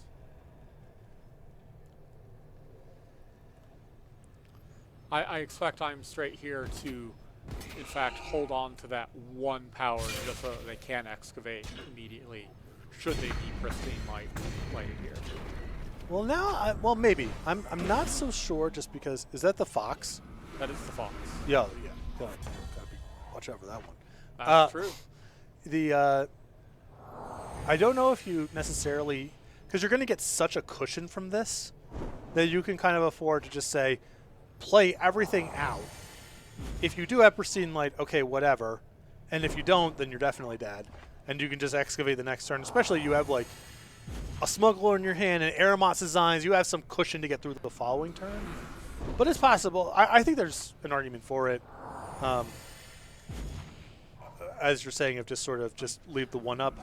My instinct would just be to just do the whole thing. Do the whole thing. Get the extra 3 power or 3 health. Get the extra 9/9. That's respectable. It's just the pristine light is just not that bad for you. You're at 23 now. Like, right. Okay, they pristine light you. Okay, sure.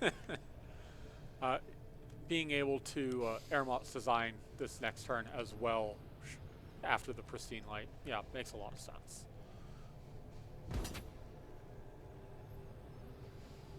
Your best bear has no reason not to attack with as much as they can here. Yeah, they get everything back. So might just see a block here. I could see blocking just the Varuk, because that's going to come back regardless. I think you block the drone with the 0-3. Sure. Yeah. Save yourself a point. That's right.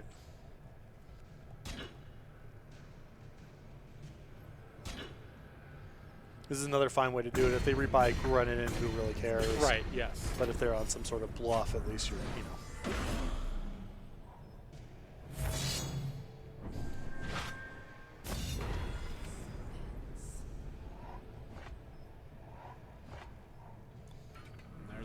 There's that ground.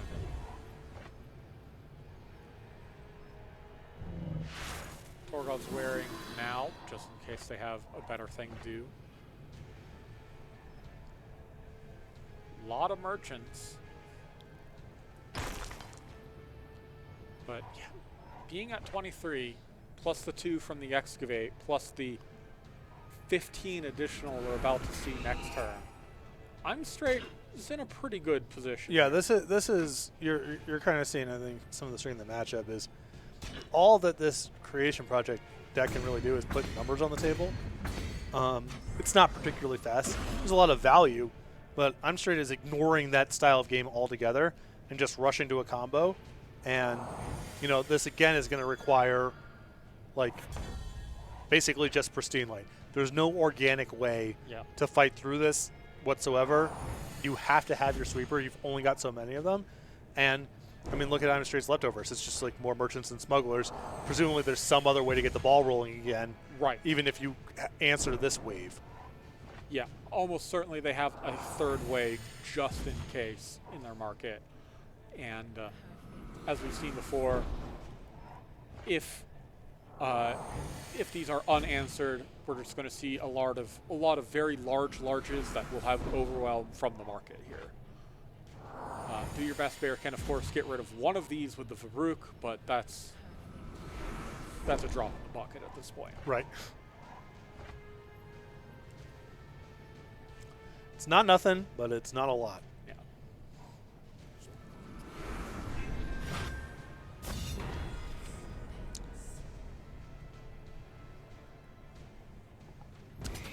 Get in there with that fox. Oh yeah, it's tricky.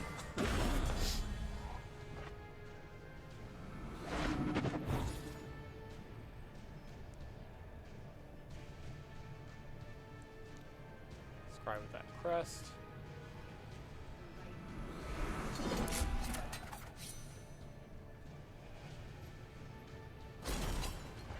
Merchanting for a re-read this time. Find more eclipses. Yep.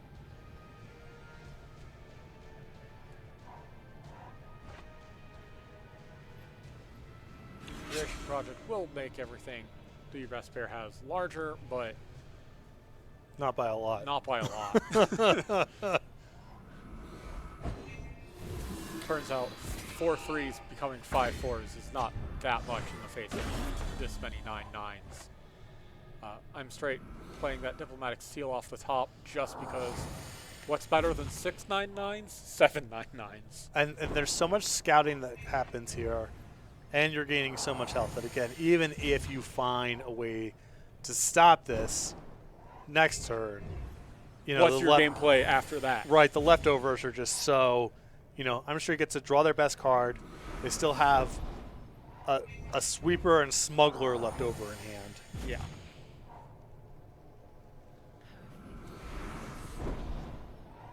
I believe, though, we have actually seen the entirety of I'm Straight's market at this point.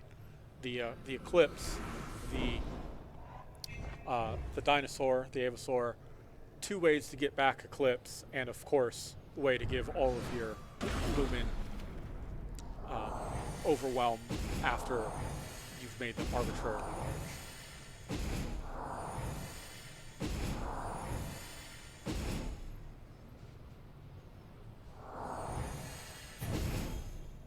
So it looks like the goal here is to at least get one to be lethal. Or, one has to be blocked. Right. And it is.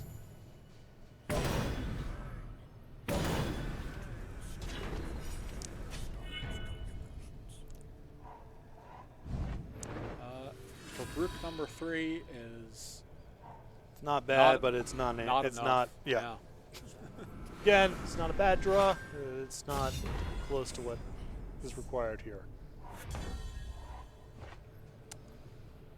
And this will be merchant number 5 for this Behold the Truth. Give everything overwhelm and attack for a lot. Marshall can come down here and block, I suppose, but yeah, this is just. This is one of those blocks where it's like, are they actually surviving another turn? It's like, no, they're at -30. It looks like it could be close, but it's never really that close. And game number 1 goes to I'm Straight. Okay. Yeah. Love to see it. Yeah. Oh man, as a combo player, I love seeing combo do well. It's if there is a strong combo deck in games that I'm playing, I'm usually playing that.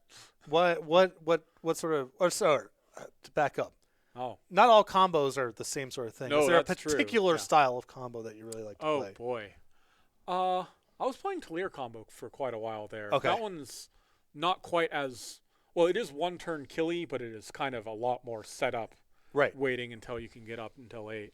But I tend to go for the 1 turn kill kind of combos. Gotcha. Yeah. Okay. Well, here, I mean, I know this deck you have to get to your next turn and then attack with all your 9/9s, but it's a 1 turn it's enough. It's a 2-turn combo. Yeah. I hope that's close enough for your. Oh yeah, absolutely. Eclipse is wonderful. Wonderful. So again, welcome back. Long path, 5K thrown open. We're in the top 4 right now. Myself, Patrick Sullivan, with Luke Wyman. We just saw game number 1 there between I'm Straight playing Eclipse combo against Do Your Best Bear, one of our 2 creation project pilots in the top 4. They are on the other side of the bracket squaring off against Hurukira. So we don't know right now if the finals is going to be 0, 1, or 2 copies of the talk of the tournament. But right now things looking a little bit grim on this side of the bracket as Do Your Best Bear was upended in pretty dominating fashion there in spite of drawing, a fine hand, a pristine light, some stuff to do.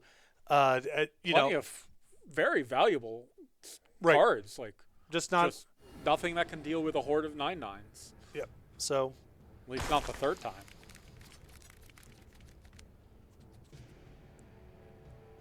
Only 1 smuggler this time around. It's a fine hand. Shakedown can stall out while the Nightfall can give an additional card. I'm Straight, of course, trying to just play until they get their combo, at which point they probably just stop caring about what Do Your Best Bear can even possibly do here. Yeah, I mean, you basically want to... the things that you're looking for are interaction. Maybe pristine light qualifies. And then failing that, what are the cards that give them the fastest draw? That's the other thing you kind of want to be on the lookout for. So here comes that Shakedown. Cannot hit that creation project, but any of those other cards, I think you probably take the Alessi here. Went for the Abundance instead. Yeah, I guess the abundance has a lot more potential speed. Like they have to be willing to fire off basically a blank torch into your Aegis. Where Yeah, that's pretty. That's fair. and I also think a tiebreaker there could just be like, I probably can't lose this game unless I get unlucky, and abundance is could just roll in. Who knows what rolls into? Exactly. Yes. Yeah. So that was merchant number 1. Crack the earth, making these Alessis larger. And finds a Shenra Speaks, which will be relevant in the matchup. But as we saw last time, all it did was delay the inevitable with the Pristine Light. Right.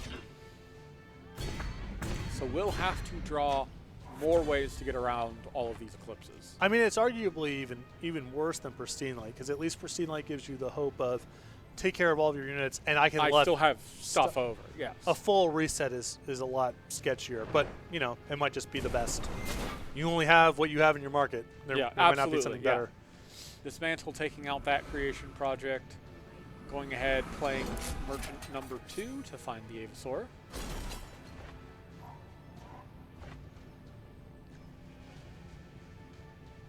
No sign on merchant number 3 just yet, but with the power that I'm Straight has, that's still going to be a lot of health gain. You can block both of these Alessis just fine. Interesting block. They're not bothering with to eat up the 1/1. Just saying the only thing that matters, keep my health total as high as possible. High as possible. Yeah.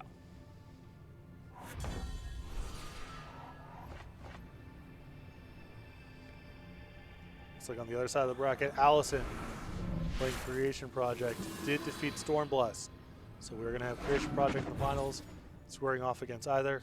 I'm Straight up a game right now with Eclipse combo, or perhaps Do Your Best Bear can move us on to a third game. Supplier drawing 2 cards. Always love to see that.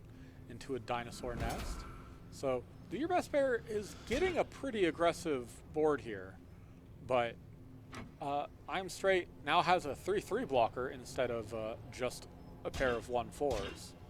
Taking out, opting to just kill as much as possible this time. Yeah, I like this pivot here from I'm Straight quite a bit, because what's going to happen next turn is you're gaining 15 health. Yeah. So what matters here is making sure that if you get hit with Pristine Light, you're also not taking just a ton on the way back. And that's a great little bit of coverage there. You see on the top of the deck there, Aramot's Designs. That means even if I'm Straight gets hit with a Pristine Light or some other sweeper, you have their leftovers covered. Right, absolutely.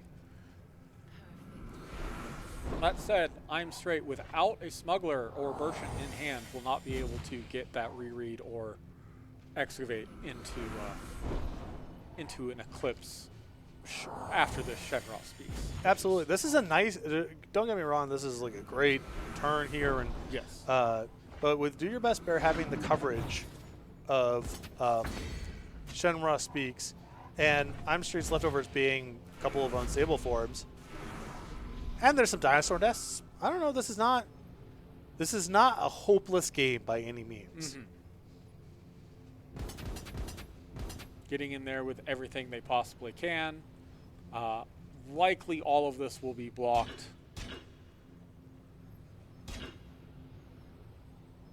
Not blocking the power cell, assuming that this is a Pristine Light, not a respects the Pristine Light here, doesn't want to just let Do Your Best Bear replay everything. Yep. But it was a Shenra Speaks instead, wiping the board. And I'm Straight will pass it right back. Do Your Best Bear with a pair of dinosaurs into abundance. Opted not to play the Power Burst first. Yeah, I think that I'm assuming the Power Burst is kind of on Market duty. Yeah, market duty, right? It's not that much different one versus having the. I'm Straight opting not to play the Aramot's Design yet, wanting to get rid of every dinosaur they possibly can. Was hoping not for the charged dinosaur, but charge it came. And there's that Smuggler. We'll find. I'm going to I'm going to say the excavate for the extra health here. Oh, went for the reread. My mistake. So, if I'm Straight does not die here, we'll gain 21 health next turn, putting them back up quite out of range. Well, Crack the Earth here, if there's an Inferno Phoenix or some other charge unit, that is going to do it. Right. And there's that Inferno Phoenix, so we will see a game 3.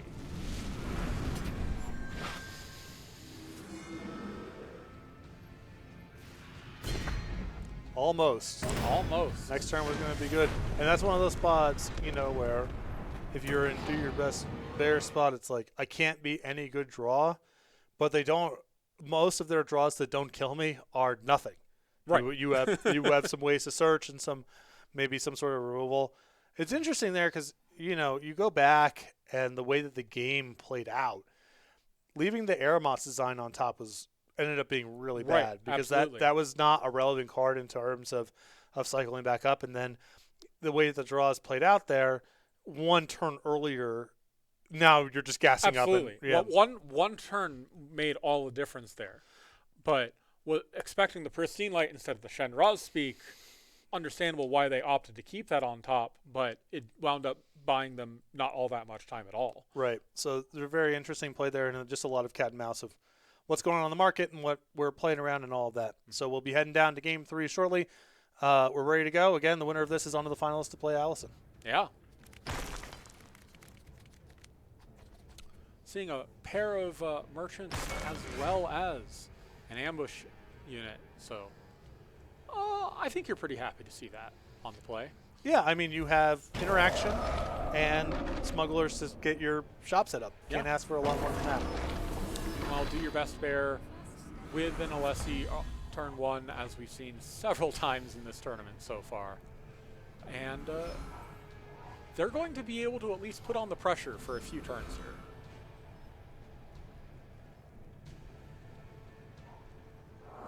Crack the Earth just to get that Alessi larger and find that very important Shenron Speaks, which I imagine I Am Straight is going to respect a little bit more this game. I like the plunder there. You know, my intuition would have been to plunder away the Aeromoss designs because you would have seen Dinosaur Nest that turn if Dinosaur Nest was in hand. That's way better than Cracking the Earth. Mm-hmm. And the Alchemist is better against sort of just here as a random big unit. Mm-hmm. And once you're not worried about the Dinosaur Nest. But all the same, pretty much. Yeah. You see here, I'm sure you go into the market there, get the copy of Eclipse, and combo is close to being set up. Right.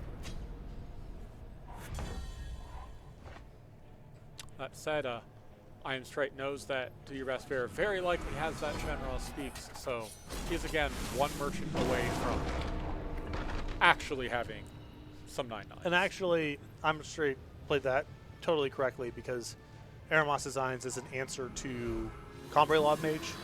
True. And not Desert Alchemist is not reliably, and that's a card that, you know, they have to respect quite a bit. Yes.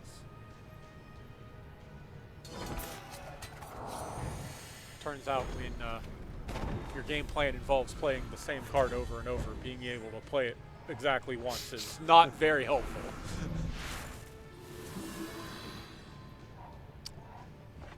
Interesting. We saw putting the Misspell Drake on top rather than Eclipse. Wonder if that was just a misclick. Yeah, I was gonna say. I mean, I have to assume so, and I don't know if there's another way for them to reset the combo from here. Now, the upshot is they could try to win just with manual mode on the Drake, but I just don't. I don't think the deck is particularly well set up for that. But I don't know. Attacking with the air with 3/3. I don't know. That might not have been a misclick. Just playing a 6/6. It's possible that this essentially also induces a Shenron Speaks. Right. Well, as we saw, we did see the excavate. So the excavate can hit the dinosaur, which can then hit the Yeah, eclipse. So that I'm not sure. I know exactly what's going on. It could be a misclick. There could be some fourth dimensional chess going on that I'm not privy to. But in the meantime, handle that. I'm straight as cooking with gas over Yeah. here. Just Swing for cranking it in the air. Turns out 9 is in fact more than 4. Yeah. Yeah.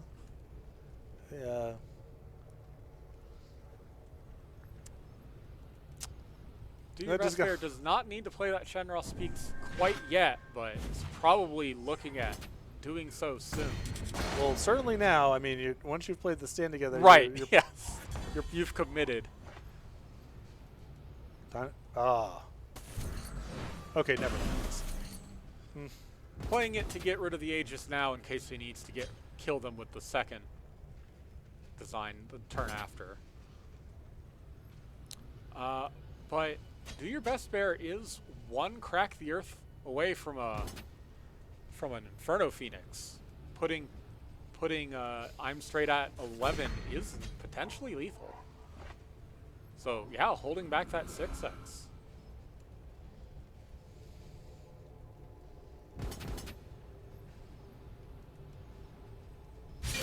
Getting as much damage as can before playing that Shanra Speaks, very respectable.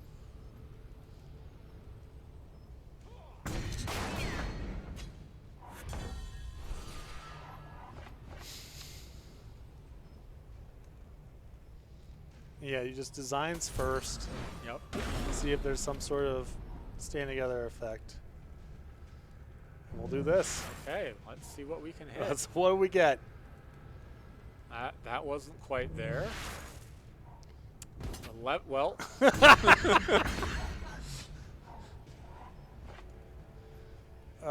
Okay. I wonder what Do Your Best Bear is going to play this turn. Yeah. So. Okay. We play on. We will continue on ever onwards. Oh. Smuggler the is smuggler huge. Here. That is a little. That's a little surprise beatdowns potentially. Yeah. Exciting. Depending on how Do Your Best Bear's next turn goes, this could be it. All right. Well. He attacks with the. You can't wait. It's not no. like it's not getting better for you. And here comes the smuggler. We saw 0 eclipses played this game. Yeah. I get the Drake back, I guess. Yeah, that's right. Just keep cranking. I mean, you don't know what Do Your Best Bear has. Unbelievable. Yeah. The Clips combo, and by which I mean Drake beatdowns. 2-1 over Do Your Best Bear. I think you're right. That wasn't an intentional decision. Yeah. Pivoting to the Drake plan, expecting that Shenron Speaks. Masterclass. Anyway, Patrick Sullivan, Luke Lyman back in the booth. We'll be heading out here for a few minutes, and we'll be back with our finals between I'm Straight playing Eclipse combo with backup beatdown Smuggler Drake, Nesting Aviasaur sort of action, scoring off against Allison playing Creation. Well, we will see you there. It should be a very exciting time.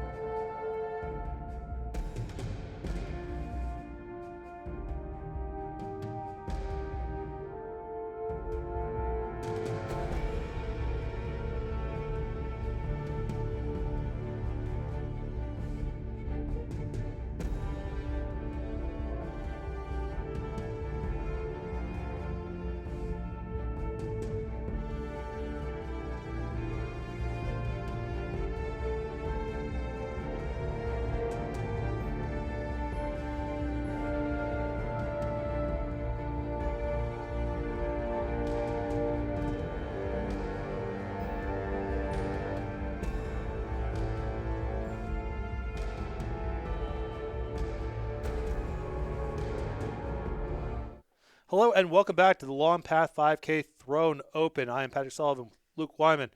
We are at the finals. On one side, we have Allison playing the Creation Project. Unsurprisingly, really strong deck, most popular deck by appearances here in our final field. Scoring off against I'm a Straight, former Worlds competitor, rocking Eclipse combo. Love to see it. Love to see you absolutely just love to see it. Winning against the Creation Project in the top 4 via Drake beatdowns in game number 3. You don't see Miss Fail Drake in play very often. Oh, you don't see it put it onto the top of the deck with Nesting Aviasaur No. brought back. No, not very common. Not the deck's primary game plan by any stretch, but it was enough to get it done. And now we wait for the finals here between the most obvious and popular deck of the tournament versus one of our most notorious brewers' beloved little combo brew. Oh, yeah. What are the players playing for here? First prize, World's Invite, $1,500. Second prize, it's less cash. Invite might pass down depending on the particulars. Law on the line, but for the winner, absolutely positively guaranteed. Spot in the World Championships coming up in a few months. I'm sure I'm Straight would like to get back there. Was a competitor last year. Didn't have a great performance. These opportunities are kind of hard to come by, and so important to capitalize when you get them. We'll be going down to the match shortly, is my understanding. Been told nothing, but that's my understanding. Well, we've seen both of these competitors twice each earlier on in this tournament. Yes. So it's good to see them both doing very well, getting all the way down to the finals. Allison's brew seemed to be a faster version of Creation Project than most of the other ones that we have seen. Maybe it's fast enough to get through I Am Straight's combo. Yeah, I mean, the best thing that we've seen the Creation Project be able to do in this matchup is just apply a lot of pressure quickly. Right. The whole trying to control the game and dominate the board just doesn't work. It's a sea of 9/9s, gain a bunch of health, and then do it again if you happen to fend it off, or give everything overwhelm and kill you if you don't. Right. But something that is a vulnerability, I would say, if this Eclipse combo deck, looking at it, is, turns 1 and 2, you're basically taking off unless you happen to draw Airmouse Design. Turn 3, you Smuggler. Turn 4, you Smuggler again. Turn 5, you play Nesting Avisaur. This is if everything goes right. Turn 6, now I do my thing. And if you just dominate in the first 5 turns, that can be really fast. And we saw Allison on camera earlier in the mirror match, not against this deck, but in the mirror match, just apply so much pressure so quickly. Yeah, that was a turn 3. Right. Like, very, very fast from Allison. Can they produce a similar recipe here? So Allison keeping this hand does look to be a slower start, but has that Pristine Light to reset I Am Straight's board one time at the very least. That said, I'm Straight has that shakedown, might hit this Pristine Light. Yeah, really nice hand here for I'm Straight, some stuff to do, some interaction. Now we found the second access to the market here in a Blight Pass Smuggler that allows them to tutor for the 2 pieces, the Eclipse and the Nesting Aviasaur. So, very strong hand. Allison runs out that power cell and goes, I'm going to play this Abundance now, get a 3-drop, apply that early pressure. Okay. Even hit a charge unit. Yeah, great start here for Allison. This is the speed that we were talking about. And all this backed up by Pristine Light. Potentially really nice, as Pristine Light can clear out those blockers and let the small things keep trucking on in. Absolutely. Alchemist coming down, likely blocking this 3-2, getting that plunder in. Yeah, block the Dervish before it can do anything Dervishy. Yeah. Slow it down, And Yeah. it's another thing that's theoretically interaction. You can exhaust a blocker on a key turn. Yeah. And there's the Eclipse. Allison has run out of gas, however. Will be able to play their 5-5 next turn, but this turn, all that's coming in is that 2-2. And now we'll see, is this a window to exploit? Because if you don't do it now, you're probably not doing it. Right. Allison's draw has been kind of slow enough that it would suggest that either Pristine Light or a 5-drop or Crack the Earth could be in hand. Mm-hmm. Is that good enough here that it justifies playing the exploit, even if it slows you down a turn? Well, I'm Straight is going to take their chances. And Allison is going to capitalize with a Farouk. Kill that Smuggler, get in for 6. And next turn is looking at attacking for 11. But I'm Straight will be able to recoup most of those losses.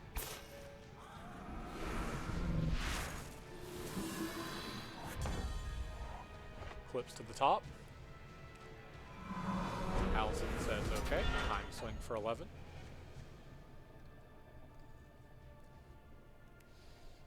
Could block the power cell here, have their Avasaur still around as a much smaller 1-1, but can block again the turn after. Yeah, Or I might just block the 5-5 and just say, I'll keep my health, please. I kind of like blocking the power cell here. It depends on the details of the map. But basically, my thinking is Your health total doesn't matter here. not as much as knocking out the leftovers from Pristine Light. Mm-hmm. Like if you assume that basically you're putting them in Allison's spot next turn where it's Pristine Light or bust, you're better off having the power cell out than Out of the saving way. yourself. That's true. That is true. I don't know, but I don't know if it's is it actually Pristine Light or bust? I don't know. Yeah. Only getting 2 9/9s here, but I mean, 2 9/9s is certainly nothing to scoff at.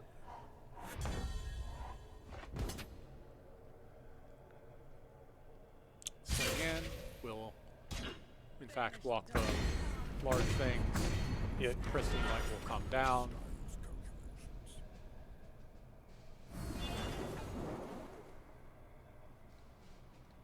Interesting. Opting to kill Power Cell here.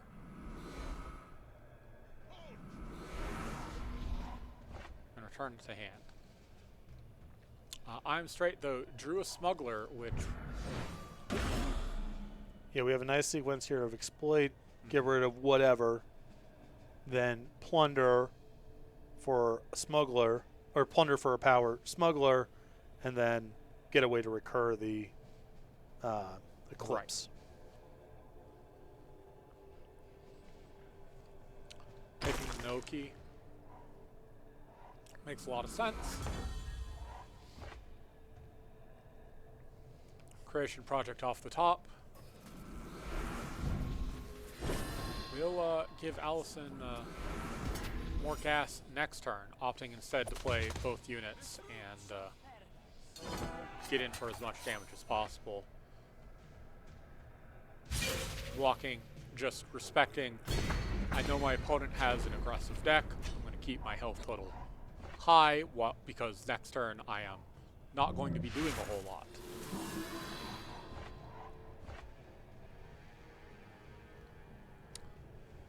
So this was a nice draw here from I'm Straight. Torgaz wears a little bit of health and found another power for next turn. So now what can happen is you can, if you want to, you can Aeromoth design just to get rid of the power cell. Your leftovers and excavate. You're not under that much pressure. And then next turn you gain 18. You get to scout a bunch for whatever that's worth, and the pressure's on to find, one of limited cards to get out from the spot. My expectation is they won't be scouting too much because they know they have a they just put a smuggler bot on top. They got the prize anyway. Yeah. So gain 2 there. Going to gain another 18 here. Fill the board with 9/9s. Putting the threat on the board, and now Allison has to draw a Pristine Light either this turn or the next turn. I'm Straight will not be able to attack with Overwhelm next turn, as no hand, even with knowing that they will be drawing the Smuggler, doesn't have anything to swap for the Smuggler.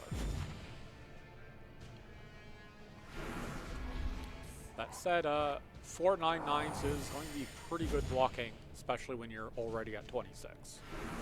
Nice little cushion, a lot of threads. Pass it back, and looking at limited draws to keep playing here from Allison's side. An empty hand here also isn't too bad in case Allison drew a.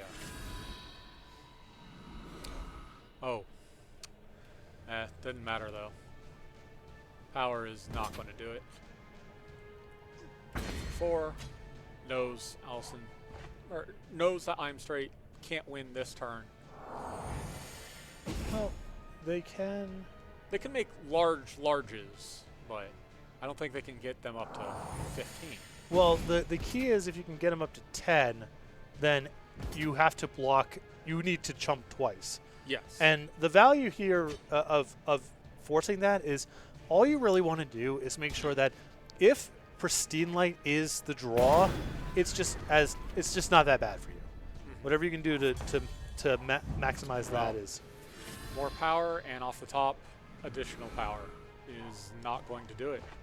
Yeah. Allison passes back, but we're going to see Smuggler for Moment of Truth, as we've seen before. Moment of Truth will give everything overwhelm and end the game. So that will be game 1 for Iron Straight, and we'll see if Allison can turn things around in game 2. Yeah, another huge hit coming across here. Well over lethal. Game 1 to Iron Straight. And, again, these Creation Project decks are really, really good at playing an honest game on the table. I mean, that's pretty much, you have a lot of sources of card advantage. You have a lot of ways to generate a lot of stats. You have ways of making yourself bigger. You have ways of winning exchanges inside of combat. And I'm Straight's playing a totally different game. And it's not like the Creation Project decks have been not competitive in these games. That some of the games have been close. We have seen the Creation Project winning a game, but it seems pretty plainly to be a bad matchup. Yes, I would have to agree. They are trying to, as you said, they're playing an honest game. Their speed on that honesty can vary. As we've seen, Allison is a bit on the faster side. We've seen a much slower build. But even with the speed Allison has, it's just difficult to overcome the health that the Eclipse gains. Yeah, especially when you're just not attacking that fast. Yes. It's so many turns to be able to get back into it. Yeah. We see Allison here taking a redraw. Looks like a very poor 7 card hand. Allison will be redrawing to 6. I'm straight. That is a very slow start for Allison. Not what you want to see when you go down to 6. Yeah. I mean, this is no pressure in this hand. I'm Straight draws their second merchant, and as we mentioned before, the second merchant is really the big thing here because you need to go in there twice to get the ball rolling. Ships Mistveil Drake to the bottom, deciding not to go for the Mistveil Drake beats this game. Look, they were delightful. I don't think you should be leaning on that too much. Probably not. Send the agent to the bottom as well. Shakedown will find only a Pristine Light, but probably the card I Am Straight was most wanting to find anyway. Yeah, the information is really valuable there too. Of, there's no pressure in the hand. There's, no real interaction. You also know there's a Vabrook, so you can open with your. Oh, did not see the Vabrook though. Vabrook cost 4. Excuse me. Oh yeah. Yes. But still knows that there was not pressure, and has all the time in the world to set up. Seeing an Inferno Phoenix from Allison, but no 4th power. Things are looking very dire for Allison right now. Definitely. And, I commented on this earlier. It's not entirely fair because, Allison on 6 cards and all that, but these markets have been really bad. I've watched. The one time they went and got an Inferno Phoenix that could have just as easily been Obliterate, and for the win, that was good the one time, and otherwise it's been. Crack the Earth again for a harsh rule. Opting for Harshal instead of Shenron Speaks. Interesting. I suppose it is easier on the influence requirements and usually does the same thing. Yeah, I mean, there's not even a guarantee that Silencing matters. that Allison's playing Shenron Speaks. Right. Well, yeah, Yeah. I meant, when Oh, we just saw Shenron's- yeah. Yeah. In absolute terms. Yes. Yeah, I mean, we've seen this deck. I mean, right now, there's no lock that Allison can cast Verbrugge, even if they were to find power next turn because it requires fire. They are stretched pretty thin, you know. Yeah.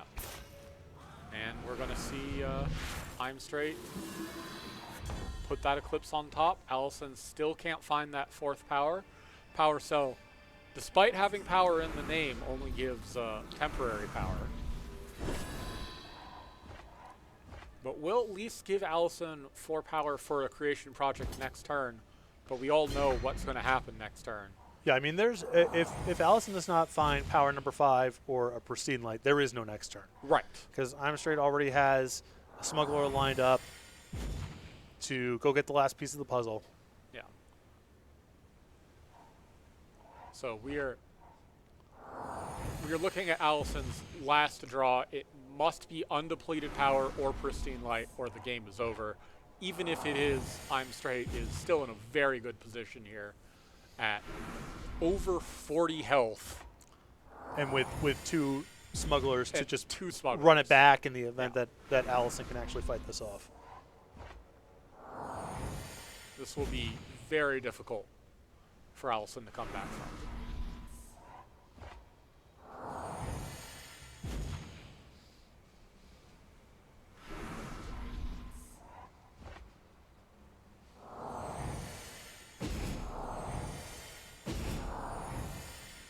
Going ahead and buffing the Radiance now.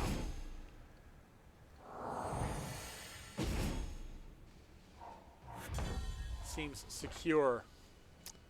And fittingly enough, No. crack the earth.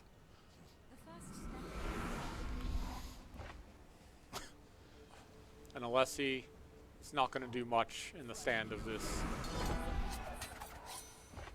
rather large Lumen army coming Allison's way. Aromatic design, just in case. Just in case. I'm Straight has decided I've got cards in my hand. I might as well play them. I'm a big fan of spiking the ball. Love it. Congratulations. Yes, I'm congrats Straight. to I'm Straight. Returning to the World Championships, winning a Throne Open with a deck I don't know if anyone saw coming, both rhetorically and also in practice, because you won the tournament cruising through the most popular deck in Root. Absolutely. Congratulations. Yeah. And like we saw I'm Straight beat 2 creation projects, but who knows how many more they had to beat on the way. But I doubt those were the first 2 shots. Yes. So congratulations. That's going to do it for us over here at Direwolf. On behalf of Luke Wyman here, Seth, Andrew, and Tim working behind the scenes on the production side. Everyone else behind the scenes at Direwolf making this happen. I'm Patrick Sullivan. Thank you for tuning in. We'll be back in approximately a month to start rounding out this season of organized play, and then before you know it, the World Championships. So stay tuned. Make sure to be checking out our website for updates as more information comes out about the next couple of tournaments. And thank you again for tuning in. This was really fun, and congratulations to I'm Straight for winning the whole thing, $1,500 a World's invite. Absolutely. I'm sure they're very happy right now. And another really nice bit of resume building with this particular performance. Congratulations, and we'll see you again soon. Yeah. See you next time.